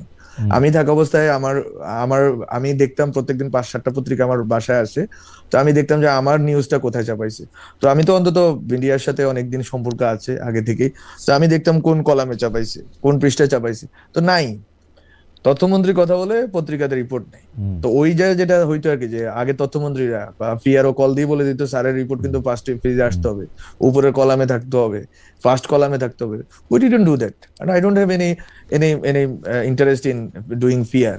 পাবলিক রিলেশন যেভাবে করে, ফটোকার্ড বানায়, বিভিন্ন পেজ বানায়, ওই রকম আমার আগ্রহ নেই। কিন্তু আমি কাজ করছি কিনা এটা যেহেতু গভর্নমেন্ট যখন এই কাজগুলো জমা দিবে, সংস্কারের কাজগুলো জমা দিবে, এবং আমি যে কথাগুলো আসলে আসলে পিয়ারও না মাহফুজ, আমি অনেকদিন ধরে সাংবাদিকতা আছি তো 29 বছর ধরে, আসলে ব্যাপারটা পিয়ারও না, কে কত ইন্টারেস্টিং কথা বলে। যেমন ধরেন আপনার থেকে লোয়ার পোর্টফোলিও হইলেও শফিক ভাইকে অনেক বেশি কোট করা, কারণ শফিক ভাই তর্কিত বিতর্কিত অনেক বিষয়ে কথা বলেন, সব বিষয়ে কথা বলেন, যে কোনো জায়গায় নিয়ে যে কোনো বিষয় নিয়ে তিনি কথা বলতে পারেন, উড়াই দিতে পারেন, শাক করতে পারেন, মিথ্যা বলতে পারেন, কিছু সময় মিথ্যা না বলতে পারেন, মিথ্যা বলতে পারেন। শফিক ভাই আবার একটু রাগ করবেন, শফিক আমি আপনাকে একটু বলি যে আপনি কিন্তু মিথ্যা বলেন আর কি, হ্যাঁ ঠিক আছে, এটা মনে রাখেন। তো মিথ্যা বলতে পারেন, তো এগুলি হচ্ছে পত্রিকার জন্য মানে খুব ক্যাচি আইটেম। আপনি সেরকমভাবে আসলে কখনো এরকম বিতর্কের জন্ম দেন নাই, আপনার সেই জন্য একটা হইতে পারে। কিন্তু আপনি যেগুলি করছেন, ফেসবুকে পোস্ট দিয়েছেন, সেটা নিয়ে আমি আপনাদের বলি। ফেসবুকে আপনারা পোস্ট কখনো সরিয়ে নিয়েছেন, কখনো সম্পাদনা করেছেন, কখনো পোস্টের কার্যকারণ তুলে ধরে নতুন ধরনের পোস্ট দিয়েছেন। এর মধ্যে অখণ্ড বাংলার মানচিত্র, যা পরে আবার সরিয়ে নেন, কিন্তু এর প্রতিবাদ করেছে আবার ভারত সরকার, আপনি জানেন।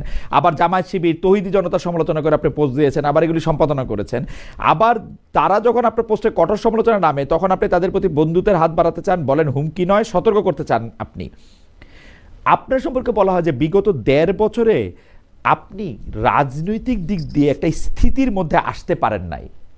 মানে আপনি একটু তরল, একটু লিকুইড ফর্মে ছিলেন, একটু ভোলাটাইল ছিলেন, ও তরলের চেয়েও বেশি। মানে আপনি আসলে নিজের জায়গাটাই সবসময় খুঁজে বেড়াইছেন, ফেসবুকে পোস্ট দেওয়া সরাইছেন, যেটা বলতে চাইছেন সেইটা আবার পরে দেওয়া কারেকশন করছেন। এইটা কেন, মানে এইটার কারণটা কি, এইটা সম্পর্কে কি বলবেন জনাব মাহফুজ? বরং আমি মনে করি যে আসলে ফেসবুকে যে অ্যাক্টিভিজমটা আসলে একটা একটা ব্যাকরণ মেনে চলে।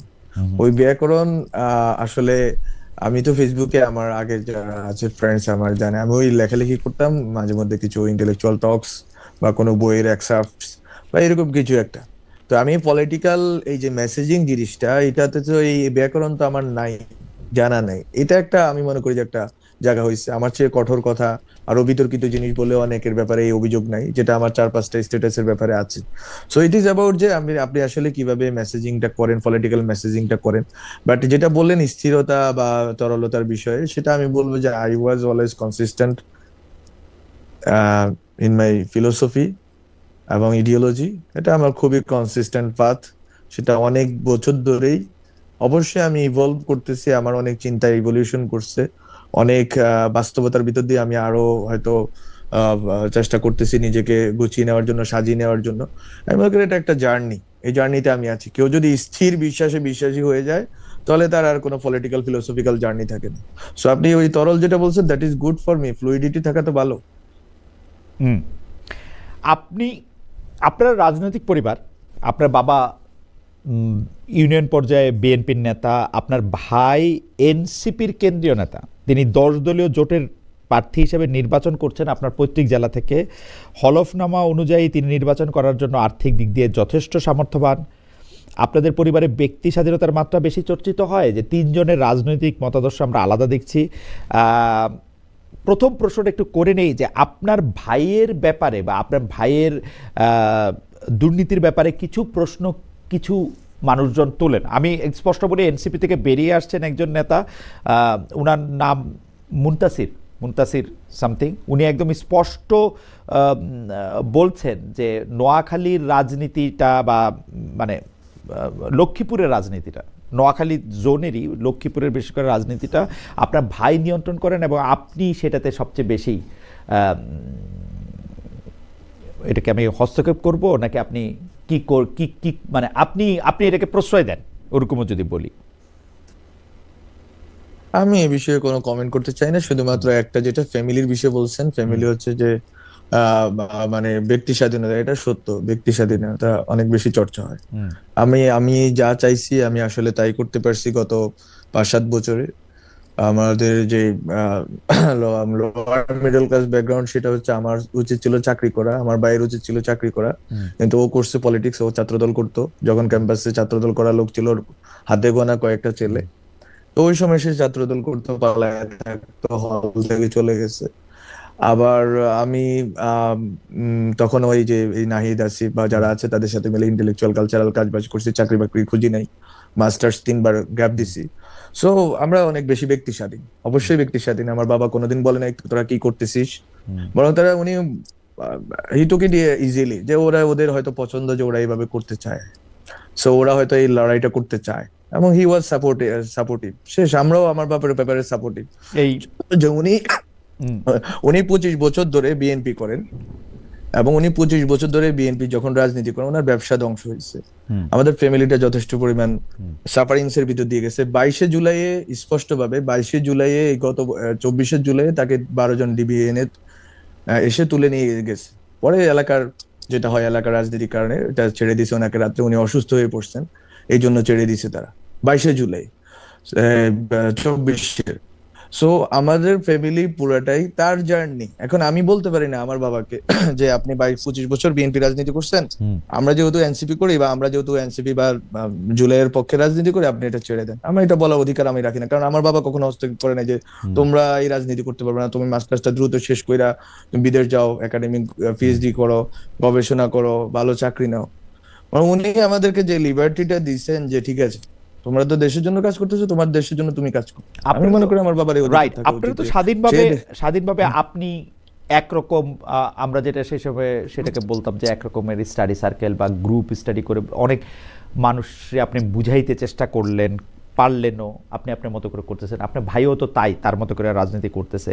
কিন্তু দেখা যাচ্ছে যে আপনার ভাই কিছু সম্পদের মালিক হয়েছে, আমাদের দর্শকরা যেটা বলছে, এটা নিয়ে কি আপনি কিছু বলবেন? উনার নির্বাচনী হলফনামায়, বা উনি তো উনার পেশাটা কি, এটা উনি চাকরিটা কোথায়? হ্যাঁ হ্যাঁ এইটা এটা এটা নিয়ে যদি আপনি একটু বলেন যে উনি না, কোত্থেকে এটা পাইলেন। এটা ওই কারো কোন একজন ব্যক্তির নাম বলছেন, ওনার অভিযোগের ব্যাপারে কথা বলতে চাই না। আচ্ছা, উনার অভিযোগ সেটা বাদ দেন, আমাদের আহ, দর্শকের কথা যারা বলতেছে তাদের কথা। বিষয়, হ্যাঁ হ্যাঁ, না না, সেটা হচ্ছে আমি একটা কথা বলি যে ওনার অভিযোগ এটার ভিতরে চলে আসবে। উনি হচ্ছে যে খুবই ঘনিষ্ঠ লোক ছিলেন, যেটা হয় যে ঘনিষ্ঠ লোকরা বিরোধিতা করে কারণ তারা কিছু পায় না, কিছু পাইছে। এটা হচ্ছে এক ধরনের হতাশা, ক্ষোভ থেকে বলা। তো উনি আমাদের বাসায় অনেকবার আসছেন, কথা বলছেন, সম্পর্ক খুবই ভালো ছিল, জিনা জানার কথা বললেন। তো এই জন্য আমরা এই কথাগুলো বলতে চাই না। আজকে ক্ষোভ আছে, কালকে দেখবেন আবার গলায় মিলে গেছে। হ্যাঁ, এরকমই হয় আর কি মানুষের মানে মানে ইতিহাস, মানুষের ইতিহাস এটাই। বাট যেটা ফ্যাকচুয়াল যে কথাটা, সেটা হচ্ছে সে তো অস্ট্রেলিয়াতে গেছে 2023 সালে, যখন দেখা গেল যে 23 সালে না 22 সালে, হয়তো 22 সালে, হ্যাঁ 24 সালের আগে। তো ও তো 1-1.5 বছরের কাছাকাছি সময় অস্ট্রেলিয়াতে ছিল। ওখানে অবশ্যই তাকে টাকা কামাইতে হয়েছে, চাকরি বাকরি করতে হয়েছে, যেটা হচ্ছে অড জবই বলেন, যেটাই হোক করতে হয়েছে, বা ভালো জব, সেটা সে জানে। বাট সে টাকা কামাইছে, ওখানে টাকা পয়সা দু উপার্জন বাইশ করছে। সালে গেছিলেন সে উনি, তাই দেশে না? আসছে, 2022 সালে। হ্যাঁ 22 সালে গেছেন। উনি 24 সালের না না 23 সালে গেছেন, 23 সালের অক্টোবর বা সেপ্টেম্বরে গেছেন। 23 সালে অক্টোবর। 24 সালের নভেম্বরে, হ্যাঁ 24 সালের নভেম্বরে, নিয়ারলি 1 ইয়ার অর মোর উনি অস্ট্রেলিয়াতে ছিলেন। অস্ট্রেলিয়াতে যারা বেসিক স্যালারির খোঁজ রাখেন তারা জানেন যে ওরা আমি কত আপনাকে টাকা আমি কামাইতে আপনাকে পারে। আমি আপনার তো না না, আমি এগুলি- একটু জি, শেষ করেন, আমি আপনাকে একটা ধারণা দিতে পারি আর কি। আমি হ্যাঁ, সো ও হচ্ছে যে এটা তো হচ্ছে আপনার, ও হলফনামায় দেখাইছে হচ্ছে এখানে এসে আমরা, আমাদের ফ্যামিলি বিজনেস আছে গত প্রায় 35 বছর ধরে। এটা আমার বাবার সারের ডিলারশিপ আছে, সিমেন্টের ডিলারশিপ আছে, রড সিমেন্ট থেকে শুরু করে তার অনেক ধরনের ব্যবসা। মুদি দোকান ছিল অনেক দিন ধরে, প্রায় 40 বছর ধরে মুদি দোকান বা ব্যবসা ছিল গ্রামে, হ্যাঁ রামগঞ্জ শহরে। সো আমাদের ওই তাকে অস্ট্রেলিয়াতে পাঠাইতে যেই টাকা লাগছে, যেই টাকার কথা আজকে বলা হচ্ছে, সেই টাকা তো 5 ভাগের 1 ভাগ তো অস্ট্রেলিয়া পাঠাইতেই লাগছে, হুম, ঠিক না? হুম, যে 20-25 লাখ টাকা তো লাগে একটা একটা ছেলেকে পাঠাইতে, ও তার স্কলারশিপে যায়নি। হুম, সো ওই টাকা যেহেতু আমার বাবা খরচ করতে পারছেন 2023 সালে, হুম, তো ওই টাকাটা আমাদের ফ্যামিলিতে আছে, বিজনেসে, আপনি জানেন বিজনেস ফ্যামিলি, আমি জানি না বিজনেস ফ্যামিলিতে যারা আছে। So it is about this. আমি কোনোভাবে সাফাই গাচ্ছি না, বরং আমার কথা হচ্ছে তার ব্যাপারে যেটা বলা হচ্ছে, সে বিজনেস করছে আইসা এখানে, মানে এই যে কি বলে, গত বছর যখন ঢাকায় আসলো, এবং সে বিজনেস 2-3টা বিজনেস তার আছে। আমার ফ্যামিলির বিজনেসও এখনো আছে। হুম। আমার ফ্যামিলি বিজনেসের ভলিউমও তাই, সে যে টাকা দেখাইছে ওইটার অর্ধেকের কাছাকাছি হবে অন্তত। তো সুতরাং এই টাকা খুবই মানে ইউজুয়াল আমাদের জন্য। হুম। হ্যাঁ, অবশ্যই আমাদের ফ্যামিলির অনেক সংকট আছে, অনেক সংকটের ভিতরে বিএনপি যেহেতু করতেন, উনি অনেক সংকটের ভিতরে পড়ছেন। ব্যবসা করতে পারেন না, রামগঞ্জ শহরে উনি উঠতে পারেন নাই। রামগঞ্জ শহরে বিজনেস করতে তাকে বাধা দেওয়া হয়েছে বারবার আওয়ামী লীগ কর্তৃক। উনি একবার গ্রামে বিজনেসটাকে নিয়ে আসতে হয়েছে। So the history of my family, আমার ফ্যামিলি বিজনেসেই ছিল। এখন এটা অভিযোগ করাটা স্বাভাবিক। আমি মনে করি যে প্রত্যেকের অভিযোগ করা প্রশ্ন করা রাজনীতিবিদদের অধিকার আছে, আমাকেও করতে পারেন, সবাইকে করতে পারেন। কিন্তু অভিযোগটা যদি একটু আগে যে তদন্ত সাপেক্ষ হয়ে যদি সত্য প্রমাণিত হয়, আমি মনে করি সেটা দেখা যাবে। কিন্তু বিষয়টা হচ্ছে আপনি এটার জন্য মেলাইন করার যদি এটা কথা বলেন, বরং আমি আপনাকে বলি খালেদ ভাই, you know about this better than me, যে ট্যাক্স ফাইল দিয়ে তো কথা হচ্ছে, ট্যাক্স ফাইলে তো হলফনামায় রূপান্তরিত হয়েছে নির্বাচনী। ট্যাক্স ফাইল দিয়ে কি আপনি মানুষের সম্পদ যদি গণনা শুরু করেন, তাহলে না, কিন্তু আমি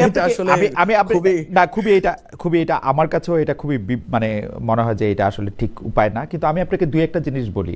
অস্ট্রেলিয়ায় 2023 সালের অক্টোবরে পড়তে গিয়ে 2024 সালে যদি উনি ফিরে আসেন, তিনি অস্ট্রেলিয়া থেকে কোনো টাকা নিয়ে আসতে পারেন না আসলে। তো অস্ট্রেলিয়াতে তার টাকা খরচ বা টাকা আয় যেরকম হবে বা যেরকম কাজ করে সেটার মধ্যে একদম মিনিমাম হওয়ার কথা, মানে মিনিমাম মানে শূন্য। উনি শুধু নিজের খরচই হয়তো করতে পারছেন, সুতরাং অস্ট্রেলিয়া থেকে তার টাকার কথা না। আপনি বাবার ব্যবসার কথা বলেছেন, পরিবারের ব্যবসার কথা বলেছেন, সেটি আসলে যাদের পরীক্ষা করতে হয় তারাও এটা পরীক্ষা করতে পারে। কিন্তু আমি একটা সরাসরি প্রশ্ন করতে চাই, জনাব মাহফুজ আলম, আপনি একটু আমাদেরকে বলেন যে আপনি যেহেতু মন্ত্রী পদমর্যাদার একজন মানে দায়িত্বে ছিলেন, মানে উপদেষ্টা ছিলেন মন্ত্রী পদমর্যাদায়, সেই ক্ষেত্রে কি আপনি কোনো টেন্ডার পাওয়ায় দেওয়ার ব্যাপারে, কোনো ব্যবসা পাওয়ায় দেওয়ার ব্যাপারে, কোনো ইজি মানি পাওয়ায় দেওয়ার ব্যাপারে আপনার ভাইকে মানে সাহায্য করেছেন, সুপারিশ করেছেন? নো, আপনার অফিস ব্যবহার করে কি উনি টাকার মালিক হয়েছেন আপনার office? Not a single time, brother. Whenever I got to know about anything coming to this end, যে এইরকম ঘটনা ঘটতে যাচ্ছে, কেউ তদবির বাণিজ্য করতে চাচ্ছে, কেউ চাকরি এটা সেটার জন্য বলছে, I stop that. Not a single time আমি আমার পাবলিক অফিস, গভর্নমেন্ট, এটা আমানত আমি নষ্ট করি নাই। এবং কাউকে করতে অ্যালাউ করেন না, কাউকে করতে অ্যালাউ করেন না? নো ওয়ে আমি অ্যালাউ করি না, এবং অ্যালাউ করতে আমি এটা আমার নৈতিকতার জায়গা থেকে আমি আমার এই পজিশনটা ধরে রাখছি বলে আজকে আমি একা দাঁড়াই আছি। আমি একা দাঁড়াই থাকার সামর্থ্য এই জন্যই আছে, কারণ আই ডিড নো রং। আমি কোনো রং করি না, এবং রং ডুইং যারা করতে চায় বা করার চেষ্টা করছে আমি এটা থামাইছি। যেটার ব্যাপারে একটা কথা আছে না, তার একটা জনের সাথে কথা হচ্ছে কিছু টেন্ডারের বিষয়ে, একবারে ওইটা জানার সাথে সাথে এটা বন্ধ করে দেওয়া হয়েছে। এনি টাইম যখনই আমার কাছে আসছে যে ঠিক আছে, আপনি জানেন সিট অফ পাওয়ারে আপনি বসলে আপনার চারপাশে অনেক মধু আসে বা মাছি আসে, অনেক লোক আসে কথা বলার জন্য, দেখা করার জন্য, এটা সেটা পাওয়াই দেওয়ার জন্য। But I have tried my best যে যাতে কোনো রকম ভাবে এই জিনিসটা আমার বাসায়, আমার ফ্যামিলিতে না ঢুকে। রাদার আই হ্যাভ ট্রাইড যে ঠিক আছে। একটা খুবই মানে জনপ্রিয় কথা যে সিসিটিভি টেন্ডার পাওয়া দেওয়ার ব্যাপারে আপনি একটা হেল্প করছেন, ওরকম কোনো কিছু আছে? No way, no way, no okay, no I can no way. আপনি আমার পুরো মন্ত্রণালয়ে যারা দায়িত্বে ছিল তাদের থেকেও খোঁজ নিতে পারেন যে স্যার আপনাদের স্যার দায়িত্বে ছিল, উনি কোনো কিছু করতে দিয়েছেন কিনা, আপনি খোঁজ নেন। ওকে, আপনি কি আপনার ভাইয়ের জন্য ভোট চাইবেন? উনি এনসিপি থেকে দাঁড়াইছেন। আমি শুভকামনা রাখতে পারি, বাট আমি তো অবশ্যই, আমার পলিটিক্যাল পজিশন তো আলাদা, তার প্রতি আমার শুভকামনা আছে। আমি জানি যে সে কি কষ্টের ভিতর দিয়ে গেছে, সেও লড়াই করার চেষ্টা করছে, দীর্ঘ সময় ধরে রাজনীতি করছে। সো উইশ হিম গুড লাক। একটা প্রশ্ন যে এখন আসে যে বিভিন্ন দাবি দেওয়ার আন্দোলন থামেনি, ওসমান হাদি হত্যার দাবিতে ইনকিলাব মঞ্চ অনেক সক্রিয়, সোশ্যাল মিডিয়ায় নানা গুজব গুঞ্জন, জাতীয় নির্বাচন নিয়ে আপনি কোনো শঙ্কা দেখেন নাকি? ওসমান হাদির প্রসঙ্গটা যখন আনা হলো তখন এই প্রশ্নটা একটু করতে ইচ্ছা করে যে যার মতো করে ওসমান হাদির মৃত্যুটাকে পুঁজি করে ক্যাশ করতে চাইতেছে কিনা। কারণ আমি কেন এটা বলতেছি, কারণ ওসমান হাদি এই যে বিভিন্ন ধরনের মব যেগুলি তার মৃত্যুর পরে যেগুলি হয়েছে সেগুলি সরাসরি সে করতে মানা করছে। সে বলছে যে পারলে আরো 10টা প্রথম আলো কইরা দেখান, আমাদের এই জায়গাটার মধ্যে থেকে এটা করে দেখান। উনি এনসিপির নতুন নেতৃত্ব কেন আজকে গেঞ্জি ছাইরে দামি পাঞ্জাবি পড়তেছে সেগুলি নিয়েও প্রশ্ন তুলছেন। কোথা থেকে তার এই লজ্জার কথা বলছেন? উনি বিএনপির সমালোচনা করছেন, জামাতের সমালোচনা করছেন, সবার সমালোচনাই করছেন, সাংবাদিকদের সমালোচনা করছেন, আমাদের সমালোচনাও করছেন। কিন্তু কিছু পক্ষ এখন হঠাৎ করে তারা একটা সোল ডিস্ট্রিবিউটর হয়ে এইটাকে ক্যাশ করতে চাইতেছে কিনা, মানে এইটার জিনিসটা কি আসলে আপনি কিভাবে দেখেন? আমার মনে হয় যে যে কোনো রাজনৈতিক হত্যারই এক ধরনের আফটার ইফেক্ট আছে, এবং আহ, এটা তো অবশ্যই এক ধরনের রাজনীতি আছে, মেমোরির পলিটিক্স, অন্য কথাটা বললাম না। মেমোরির একটা স্মৃতির রাজনীতি তো আছে। এখন ওটা তারা করতে চেষ্টা করতেছেন, বিভিন্ন পক্ষ করার চেষ্টা করছে। আমি মনে করি যে এখানে ট্রু টু শহীদ ওসমান হাদি হওয়া গুরুত্বপূর্ণ। শহীদ ওসমান হাদি যেই ভিশন এবং যে অ্যাসপাইরেশনের জন্য ওনাকে ব্রুটালি কিল করা হয়েছে, মার্ডার করা হয়েছে, আমি মনে করি ওইখানে আমাদের সবার থাকা উচিত।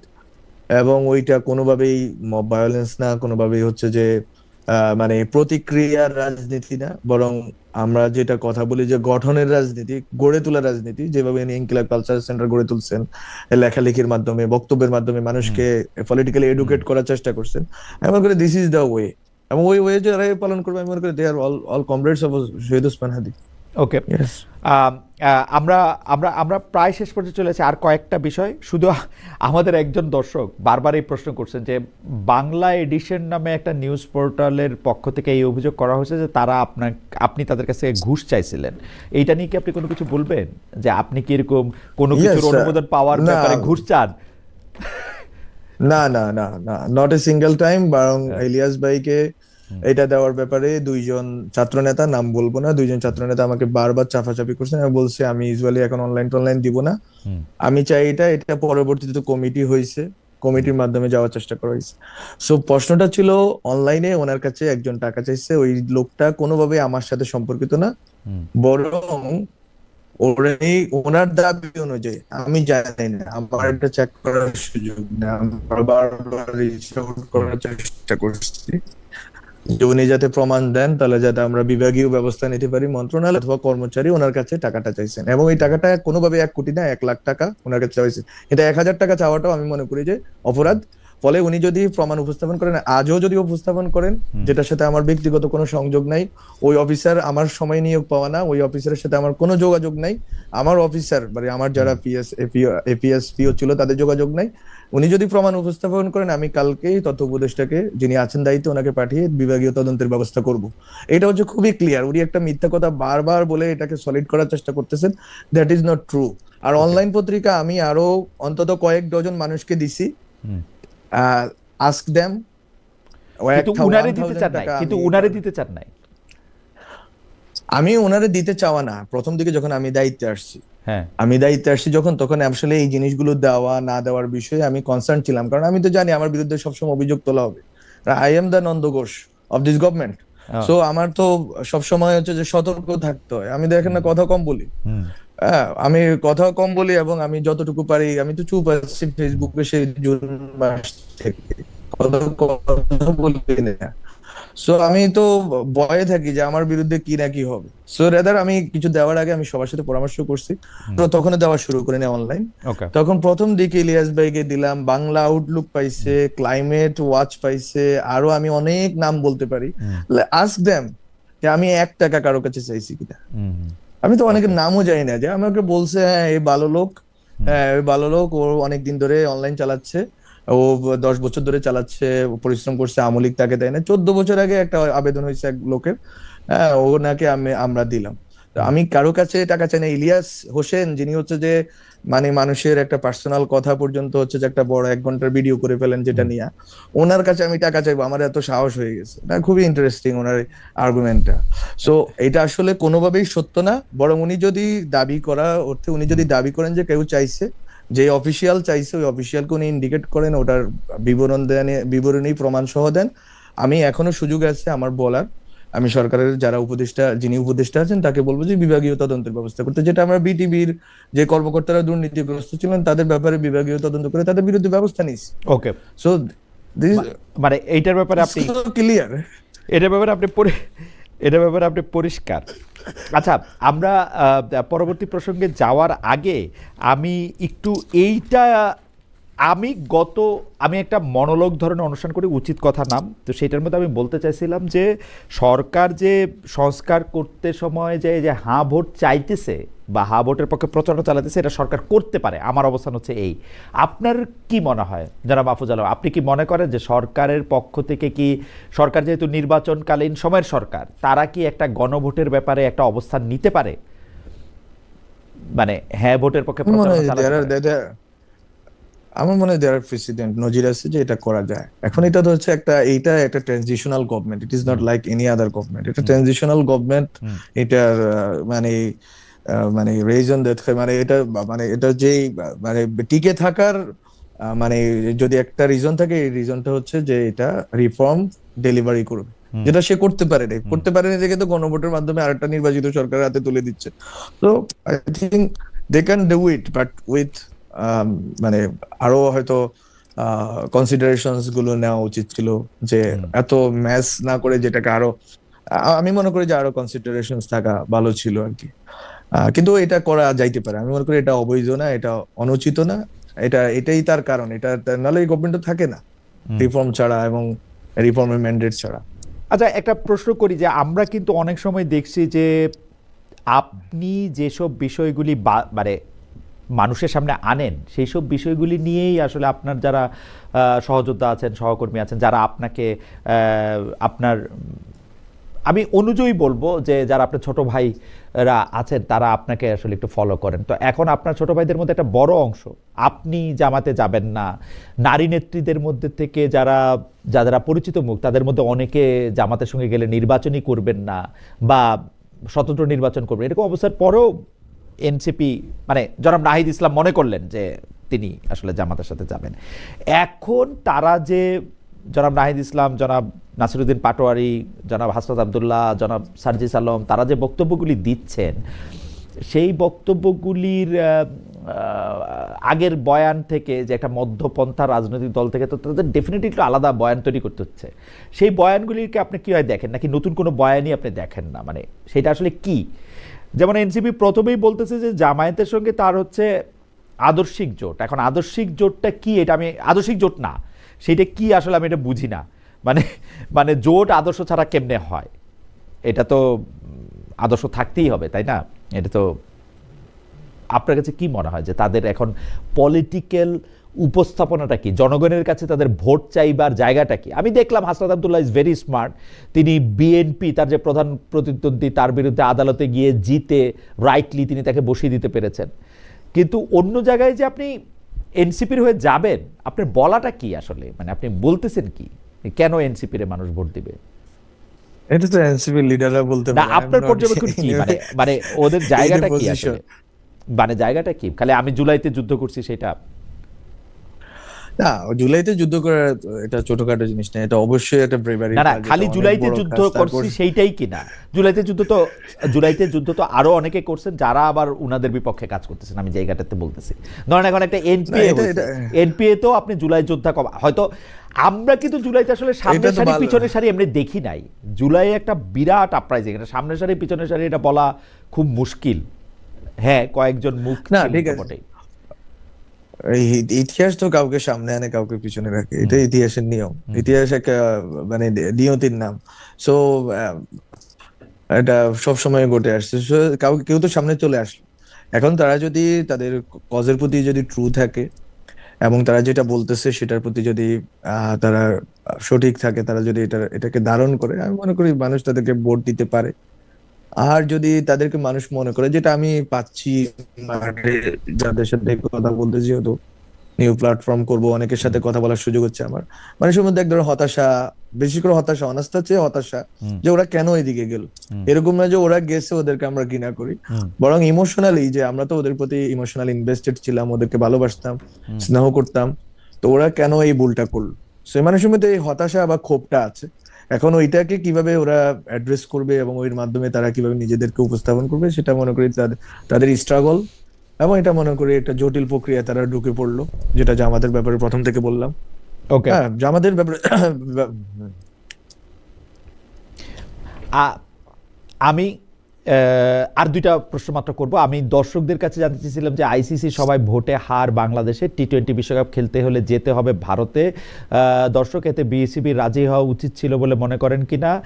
শতকরা 25% মনে করেন উচিত ছিল, শতকরা 75% মনে করেন উচিত ছিল না। 29,000 দর্শক এখানে ভোট দিয়েছে। আমি আপনার কাছে একটু প্রশ্ন করতে চাই যে আপনি এনসিপিতে গেলেন না, বা এনপিএ তো আপনি গেলেন না, যেটা মানে নতুন রাজনৈতিক নেটওয়ার্কস ফর পিপলস অ্যাকশন যেটা হলো, যেখানে আপনার সাবেক সহকর্মীরা বা একসাথে যোদ্ধারা ছিলেন।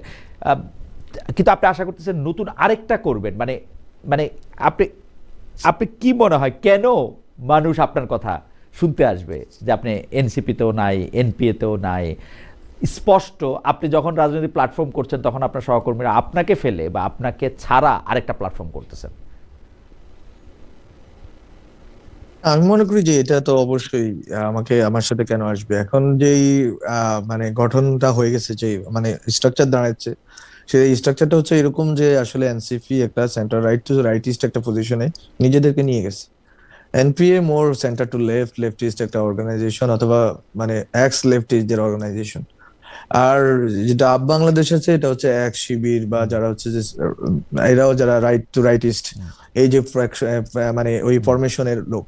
সো এখন সেন্ট্রিস্ট যে পজিশনের কথা আমরা বারবার বলে আসছি, আমরা নিউ পলিটিক্যাল সেটেলমেন্টের কথা বলে আসছি, আমরা বারবার বলছি শাপলা শাহবাগ, বা এই যে পুরাতন যে secularism versus Islam, Muslim identity versus Bengali identity, এই যে তর্কগুলো, হিস্টোরিক্যাল তর্ক অথবা ইকোনমিক তর্ক, যে আমাদের ইকোনমিক পলিসি কেমন হবে, সেক্ষেত্রে এনপিএ ভালো কথা বলার চেষ্টা করছে, সোশ্যাল ডেমোক্রেসির কথা বলতেছে, কিন্তু তারা এখনো ইকোনমিক পলিসির ক্ষেত্রে স্পষ্ট কোনো কিছু বলতে পারেনি। সো আমি মনে করি যে এখানে অনেক ধরনের, যে এই যে প্রত্যেকটা রাজনৈতিক ফরমেশনের যে সংকটগুলো আছে, যেই মানে তারা যে এই জায়গাগুলোকে অ্যাড্রেস করতে পারতেছে না, এই জায়গাগুলোকে অ্যাড্রেস করার সুযোগ এখনো জুলাইয়ের পক্ষের কারো না কারো আছে, সেই জায়গাটা আমরা নিতে চাচ্ছি। এবং যে জায়গাটাতে আসলে সেন্টার রাইট টু লেফট সবাই আসার সুযোগ পাবে, বাট এগেইন এই জায়গাটা কিভাবে মোর, আমরা যেই কথা বলছি মোর ইনক্লুসিভ, যে ইনক্লুসিভিটিটা অন্য জায়গায় নাই, এখন সব জায়গায় এক্সক্লুসিভ হয়ে উঠতেছে, মোর ইনক্লুসিভ হওয়া যায়, মোর ডেমোক্রেটিক হওয়া যায়। আমরা যেটা বারবার বলছি পুরাতন বন্দোবস্তের বাইরে আসার ব্যাপারে, পুরাতন রাজনৈতিক দলগুলোকে চ্যালেঞ্জ করার বিষয়ে, এবং এট দ্য সেম টাইম একটা ভালো রাজনৈতিক বিকল্প তৈরি করার ব্যাপারে আমি মনে করি এখানে কাজ করার সুযোগ আছে, এখনো শেষ হয়ে যায় না। 71-এর পরে অনেক দল হয়েছে যারা একই সাথে মুক্তিযুদ্ধ করছে, কাঁধে কাঁধ মিলিয়ে তারা এই রাজনৈতিক বিরোধিতা করছে। বাট আমি মনে করি যে জুলাইয়ের ক্ষেত্রে এটা একটা সত্য জিনিস, যে জুলাইয়ের পক্ষে অনেকগুলো প্ল্যাটফর্ম আছে, হবে, এবং সবগুলো প্ল্যাটফর্মই জুলাইয়ের ক্ষেত্রে বাংলাদেশের স্বাধীনতা, সার্বভৌমত্ব, অখণ্ডতার প্রশ্নে এক থাকবে, এবং আরো যে রাজনৈতিক কোয়েশ্চেন গুলো আছে। ফলে এটা হচ্ছে যে আপনি কোন মানে কোন ব্লকে আছেন, এই প্রশ্নটা প্রত্যেকে একটা ব্লক বেছে নিচ্ছে। কিন্তু আমি পার্সোনালি, আমি আজকে সোয়াসে আমার একটা বক্তব্য আমি দিছি, ওইটা আজকে ইউটিউব পাইলাম, ইউটিউবে তারা আপ করছে। সো আমি ওখানেও বলার চেষ্টা করছি যে অভ্যুত্থান তো আসলে হচ্ছে যে এই বাইনারির ঊর্ধ্বে উঠে একটা করার চেষ্টা করা হয়েছে, আগের যে তর্কগুলো আছে এগুলোকে মীমাংসা করার চেষ্টা করা হয়েছে, এটা আমি প্রথম আলোতে বলছি। ফলে আমি যেই মানে যে ভীষণটা হোল্ড করি, বা আমি যে চিন্তাটা জারি করার চেষ্টা করছি বাংলাদেশ সোসাইটিতে, হয়তো আমি অনেক ক্ষেত্রে স্লিপ, মানে কি বলা যায়, মানে ভুল কিছু কথা বলছি, সেই জন্য আমি নিজেও অনেক ক্ষেত্রে মানুষের কাছে অ্যাকনোলেজ করছি যে এটা ভুল ছিল। বাট এই ইভলিউশনের পর্যায়ে আমি যে কথাগুলো বলছি ওগুলোকে অন করে একটা কিছু করা ছাড়া, এটা আমার জন্য আমি মনে করি যে এটা একটা দীর্ঘ মেয়াদী স্ট্রাগল আমি বেছে নিছি। এবং এটা যদি মানুষকে আশ্বস্ত করি, মানুষ যদি আস্থা পায়, মানুষ যদি মনে করতে পারে যে there is still opportunity to bring together a new platform or new political reality, তাহলে আমি কেন নয়, আমি কেন করব না, I will try my best. ওকে, একটা প্রশ্ন তো এখন প্রায়ই আসে যে যে আকাঙ্ক্ষা নিয়ে আপনারা শান্তিতে নোবেলজয়ী ডক্টর মোহাম্মদ ইউনূসকে সরকার প্রধান করলেন, সেই আকাঙ্ক্ষা তিনি পূরণ করতে পেরেছেন কিনা, নাকি অনেকেই যে বলেন যে আপনারা একটা অন্তর্বর্তী সরকার না করে আপনারা যদি একটা বিপ্লবী সরকার তখন করতেন, সংবিধান বা বর্তমান রাষ্ট্রপতি এই সিস্টেমটার মধ্যে না থেকে এটা নতুন করে যদি এটা করতেন তাহলে এটা একটা বেটার ওয়ার্ক করতো, বেটার ফাংশন করতো। হাইন্ডসাইট আপনার কি মনে হয় যে আপনারা ডক্টর মোহাম্মদ ইউনূসকে এনে এখানে বসিয়ে এটা ঠিক করলেন, নাকি ডক্টর মোহাম্মদ ইউনূসের নেতৃত্ব একটা বিপ্লবী সরকার করা যেত? এটা তো ঠিক যে ডক্টর মোহাম্মদ ইউনূসের সাথে অনেক আগে থেকেই আলোচনাটা চলছিল, বা ডক্টর মোহাম্মদ ইউনূস এটা জানতেন অন্তত 3-4 দিন 5 দিন আগে থেকে।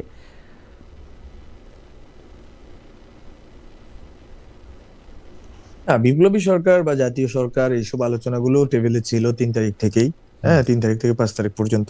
এর আগে জানি না কি বিষয় কি ছিল, বাট 3 তারিখ থেকে 5 তারিখ পর্যন্ত যেই আলোচনাটা ছিল সবগুলো সার্কেলের মধ্যে, যারা অভ্যুত্থানে অংশীদার ছিল রাজনৈতিক দলগুলোর মধ্যে, আমি মনে করি ওখানে স্পষ্ট ছিল যে বিপ্লবী জাতীয় সরকার সব সম্ভাবনাই টেবিলে ছিল। কিন্তু বিএনপির অ্যাক্টিং চেয়ারপারসন, এখন যিনি চেয়ারম্যান হয়েছেন জনাব তারেক রহমান, ওনার সাথে যখন আমরা কথা বলছি 5 আগস্টের সন্ধ্যায়, উনি যেহেতু জাতীয় সরকারের বিষয়ে উনি একমত হন নাই, বিএনপিও একটা বড় স্টেক হোল্ডার, বিএনপি বাংলাদেশের রাজনীতিতে সবচেয়ে বড় বৃহৎ দল এখন, এবং তারা রাজনীতিতে ওই লেজিটিমেসিটা আছে তাদের, ফলে তাদের তো সাপোর্ট ছাড়া আমরা করতে পারি না। ফলে জাতীয় সরকারটা হয় না, এটা তো অনেকবার ব্যাখ্যা দেওয়া হয়েছে। বিপ্লবী সরকার, জাতীয় সরকার যেটাই বলেন, সেক্ষেত্রে অবশ্যই রাজনৈতিক দলগুলো একটা কনসেনসাস দরকার ছিল, সেই কনসেনসাসটা আমরা পাই নাই, ফলে ওইটা করা সম্ভব হয় না। এবং বিপ্লবী সরকার করার পরে কি হইতো, এটার ফ্রেমওয়ার্ক, টাইমলাইন কতদিন হইতো, কতদিন এটা থাকবে, কিভাবে কার্যক্রম করবে, সবকিছু একটা একটা পরিকল্পনার অংশ ছিল। কিন্তু আপনি মনে থাকবে আপনার যে 5ই আগস্ট থেকে 8ই আগস্ট সময়টা ছিল বাংলাদেশের একটা sort of civil were like situation, যে কেউ জানে না কোথা থেকে আঘাত হচ্ছে, কেউ জানে না কি হচ্ছে দেশে, হ্যাঁ, কোনো প্রশাসন নাই। ফলে ওই সময়টায় বাংলাদেশের নিরাপত্তার প্রশ্নে, বাংলাদেশের সার্বভৌমত্বের প্রশ্নে এবং স্থিতিশীলতার জন্য অনেক ডিসিশন আমরা রাজনৈতিক দলগুলোকে টেবিলে এনে নেওয়ার চেষ্টা করছি, দিন রাত চেষ্টা করছি ওনাদেরকে কনভিন্স করার জন্য, অনেক ক্ষেত্রে উপদেষ্টা পরিষদের নাম থেকে শুরু করে সবকিছুতে। So everything was consulted with political parties, specially this two, BNP and Jamaat, এবং ওই অনুযায়ী আমরা কাজ করছি। এরকম না যে স্টুডেন্টরা কিছু করে ফেলছে, that is so wrong in many levels. এটা প্রশ্ন না, এটা হচ্ছে যে শেষ কথা যদি আমি এরকম করে বলি, আপনার কাছে কি মনে হয় নির্বাচনটা সুষ্ঠু হবে কিনা, এবং কার বা কোন জোটের জিতে আসার সম্ভাবনা বেশি? আপনি যদি বলতে চান তাহলে আপনি বলতে পারেন আর কি। জনাব মাহফুজ আলম, কার সরকার গঠন করার সম্ভাবনা আপনি বেশি দেখতেছেন? আমি তো রাজনীতিতে নিজেই এখন আছি, আমার মতো করে ভাবার চেষ্টা করতেছি। তো আমি আসলে প্রত্যাশা করি যারা বাংলাদেশের আমরা যেই জুলাই যেই সম্ভাবনা দেখছি যেটার পক্ষে থাকবে তারা জিতে আসুন। আমার স্পেসিফিক কোনো পক্ষপাত নাই, বরং আমি চাই যে বাংলাদেশের পক্ষে আসুক যারাই আসুক, এবং আসলে শুধু হবে না, যেহেতু আমরা একবার এসেছি এবং আমরা মানে ক্ষমতায় ছিলাম, তো ক্ষমতায় আরোহণ করাটা খুবই সহজ, তো ক্ষমতায় থাকা এবং থেকে মানুষকে যা যা আমরা আজকে অনেক ভালো ভালো প্রমিস শুনতেছি, প্রমিস গুলো ডেলিভারি করাটা কঠিন। আমরা মনে করি এই কঠিনের যাত্রাটায় তারা যাচ্ছেন, তারা এটাকে সহজ মনে করলে হবে না, কারণ জনগণের ম্যান্ডেট নিয়ে যাচ্ছেন, এত বছর পরে ইলেকশন হচ্ছে। সো তারা যেন জুলাই যারা শহীদ তাদেরকে মনে রাখেন এবং তাদের প্রমিস গুলো ডেলিভারি করার ক্ষেত্রে প্র্যাকটিক্যালি তারা ভূমিকা রাখেন, এতটুকুই থাকবে। শুভকামনা। জনাব মাহফুজ আলম, আপনাকে অনেক ধন্যবাদ। অনেক লম্বা সময় ধরে আপনার সঙ্গে আমরা অনেকগুলি বিষয় নিয়ে কথা বলতে চাইলাম। আপনার নতুন রাজনৈতিক যে প্ল্যাটফর্ম আপনি করতেছেন বা করবেন, আপনি রাজনীতিতে থাকবেন, সেই জন্য আমাদের শুভকামনা আপনি জানবেন। আমাদের অনেক অনেক ধন্যবাদ এবং কৃতজ্ঞতা, শুভেচ্ছা আপনার জন্য। জি দর্শক, আমরা